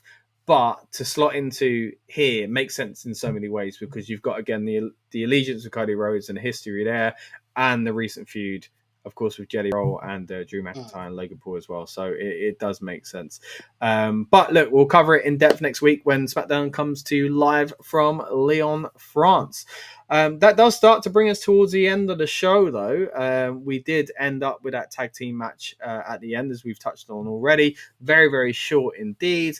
Any other final notes on the tag team match? I mean, it was a blink and you miss it type thing, so I guess not. Wasn't much report, guys. I think all we now need to know is where this is leading, because it didn't answer that question really. Yeah. One would assume it's Jade against Tiffany, but is there a different angle? I think there will be. I think that's a long term story now. Otherwise, they would have. They would have done something tonight, and I feel like they knew there wasn't a story. I feel like they didn't want to rush that story, so they needed a different storyline to end the show on, which is why we cut to that Brock Lesnar comment as well. And just to kind of recap for those just tuning in, it ended, of course, the match ended. We got, strangely enough, the executive producer, Paul Levesque, and all that kind of stuff, throws over to John Cena and Nick Aldis. Nick Aldis says, look, Brock Lesnar, blah, blah, blah. It's got a message or something like that. I just spoke to him essentially. And then all of a sudden, a lovely shot to the jaw from Logan Paul leaves Cena laying on the floor. And it was kind of a chaotic way to end SmackDown, which, is hopefully going to lead to something next week that's a little bit more, I think, physical and aggressive from Logan Paul, as you said, Lucas. I think it's a good idea to kind of step in that direction so that Logan doesn't look like a chump going into the match where he's kind of not likely to win. There needs to feel like there's real jeopardy and there's an actual risk to John Cena's kind of legacy almost. It's a bit late in the day to start telling that story too much, but you got to tell some story here because it's not for a title, and it's not quite that kind of my legacy's on the line. There's punk kids trying to take it from me. There's not enough time to tell that story properly, but they need to at least do something to kind of make it feel like Logan Paul winning is viable and would mean something as well. So again, whether or not we predict that, we'll get into at a later date. But general vibes, man, what do you think of the SmackDown that we've seen from Dublin overall? And as we get back to this comment from earlier from Matthew, what would you rate this out of 10? It's a 6.5, 7. Like it wasn't the best episode of SmackDown. There was some fun bits there. There was some weaker bits. The weakest thing really was the main event match, I think, in terms of what we saw in ring, definitely. Yeah. And just solely for me, like I said, because that hasn't really dictated that if we are getting Jade and Tiffany, is it going to be different from last time? At the moment, it seems it's going to be exactly the same. Which, if they want to do it, I don't understand why. And it also has shown the weakness in the SmackDown Women's division because you had to draft someone from Raw over to have a reputable kind of main event. But I think the good things were in the men's tag division. I think they built up the Street Profits and the Modo Miz match. I think for next week that'll be good. I do find it weird though, like where to think Nikki Cross legitimately flew over on a plane to stand the staircase for like 3 seconds. Yeah, I mean, technically they're in Europe and they're doing the tour, and I'm sure she's been featured elsewhere. I'm but hoping so. At the very least, she's flown to Dublin to stand on the staircase. So, 3 seconds. Yeah, hey, mate, if you can get that gig, then more power to you. But it was. I like the background stuff they're doing, but as you say, she was featured in the background on the stairs briefly in the backstage segment as well. But overall, I think I'd agree with you. I think I'd go more on the side of 6 out of 10, which for me is just a standard good show rating. Like 6 is like it was good, nothing special. Again, the weakness was the main event, but that's something we predicted from the get-go, weren't it? Like at the beginning of the watch along, we were saying, I don't know if this is going to kind of deliver as far as progression of storyline goes. Not that any of the girls in there are entertaining or anything like that. Good. I think the opening segment was better than the match itself, which is saying something. Which is, but maybe they were rushed. It was a strange last 45 minutes, weren't they? They really did chop and change and speed things up. The pacing for the show was quite different, but again, we saw similar in the European TV shows a few months ago as well. So that's the first one in the books, guys. As we mentioned, Birmingham has Monday Night Raw. Lyon has SmackDown. Then we got Clash in Paris. And then Paris also gets Monday Night Raw on the Monday after that as well. So looking forward to those shows. Thank you to everyone that's joined us tonight, whether it's been on this instant reaction review or throughout the watch-along experience earlier tonight as well. We really do appreciate it. Again, we don't often get to do this on this channel because we don't get to watch these shows at a reasonable time. So we thought we'd take the opportunity while the shows are in Europe, just like we did earlier this year, to get the best out of the opportunity. So thank you again to everyone that's tuned in. Once again, we will be live on Monday night talking all things Monday Night Raw from Birmingham, and as I say, enjoying the rest of the European streams as well. So thank you so much for tuning in. Any final notes, Lucas, before we do get out of here? No, I mean, like I said, I've got a busy weekend myself anyway. I'm going to AW on Sunday. Are you going? I'm not sure if I'm going to go. So okay. Is it? Well, I always find a way. Yeah. The last two I decided on the day, as in all ins. I was like, I'm gonna go. No tickets left, but yeah. Yeah. So are you going then? Yeah. Yeah, I'm going. Yeah. Okay. Are you looking forward to it? Yeah, like I've got my own show the same day, so I'll be. You do, of course, yeah. Yeah, anyone in London, go into the O2. Make sure you head over to the Isle of Dogs to DKW's show at the Space. Just over an hour before AW starts, and it's only about 10-15 minutes away. But yeah, no, I think I'm not massive. I'm not the biggest AW fan, but I think they do the big shows quite well. Yeah, and live as well. They are really fun. The cards big time. Yeah. To the point where even though we are going to be running a bit late for it, and I will be leaving early because I've got another show the next day. I think there'd definitely be enough bang for your buck. Yeah, for sure. But yeah, no, I think in terms of SmackDown and stuff, I think we've covered everything. And obviously, don't forget to like, share, and subscribe. And I won't be able to join you, unfortunately, on Monday for Raw in Birmingham, but I will be here live and in person in colour for SmackDown in Lyon next week, which hopefully maybe we might get to a 7 out of 10, 8 out of 10, hopefully. That would be nice, mate. That would be nice. Yeah, the Lyon crowd, remember the Lyon crowd, they might make... They were good. Yeah, AJ Styles has got to have some sort of big thing while they're in France, right, after last year. You know, they really... AJ's on Raw, isn't he? Yeah. But then again, Becky showed up, didn't it? Yeah. AJ's basically French now, is what I'm saying. You know, AJ's going to open up Leon's edition of SmackDown. But yeah, as you say, big week in wrestling AEW this weekend. So much going on. It's a great time to be a wrestling fan. We keep saying it. There's so much out there for us as well. So stay tuned to the Rebellious Noise Pro Wrestling channel. We'll try and cover it in depth as much as we can. And look, maybe I'll see you over at the O2, Lucas. But if not, enjoy yourself there, mate, and enjoy the DKW show as well. Hopefully we'll catch up with you with a little bit of AEW talk at some point and see how the show went overall. But I've been Scott. He's been Lucas. We'll be back on Monday for Monday Night Raw. And thanks for tuning in. Cheers. Oh. Welcome to the Rebellious Noise Pro Wrestling channel. On this channel, we bring you some great content from inside and outside of the squared circle. We will go through and offer some in-depth analysis of the biggest events of the year, as well as bringing you exclusive interviews with some of the industry's biggest names. There will also be live show reviews, in-depth features, and podcasts. So make sure you give that subscribe button a slam so you don't miss any of the action.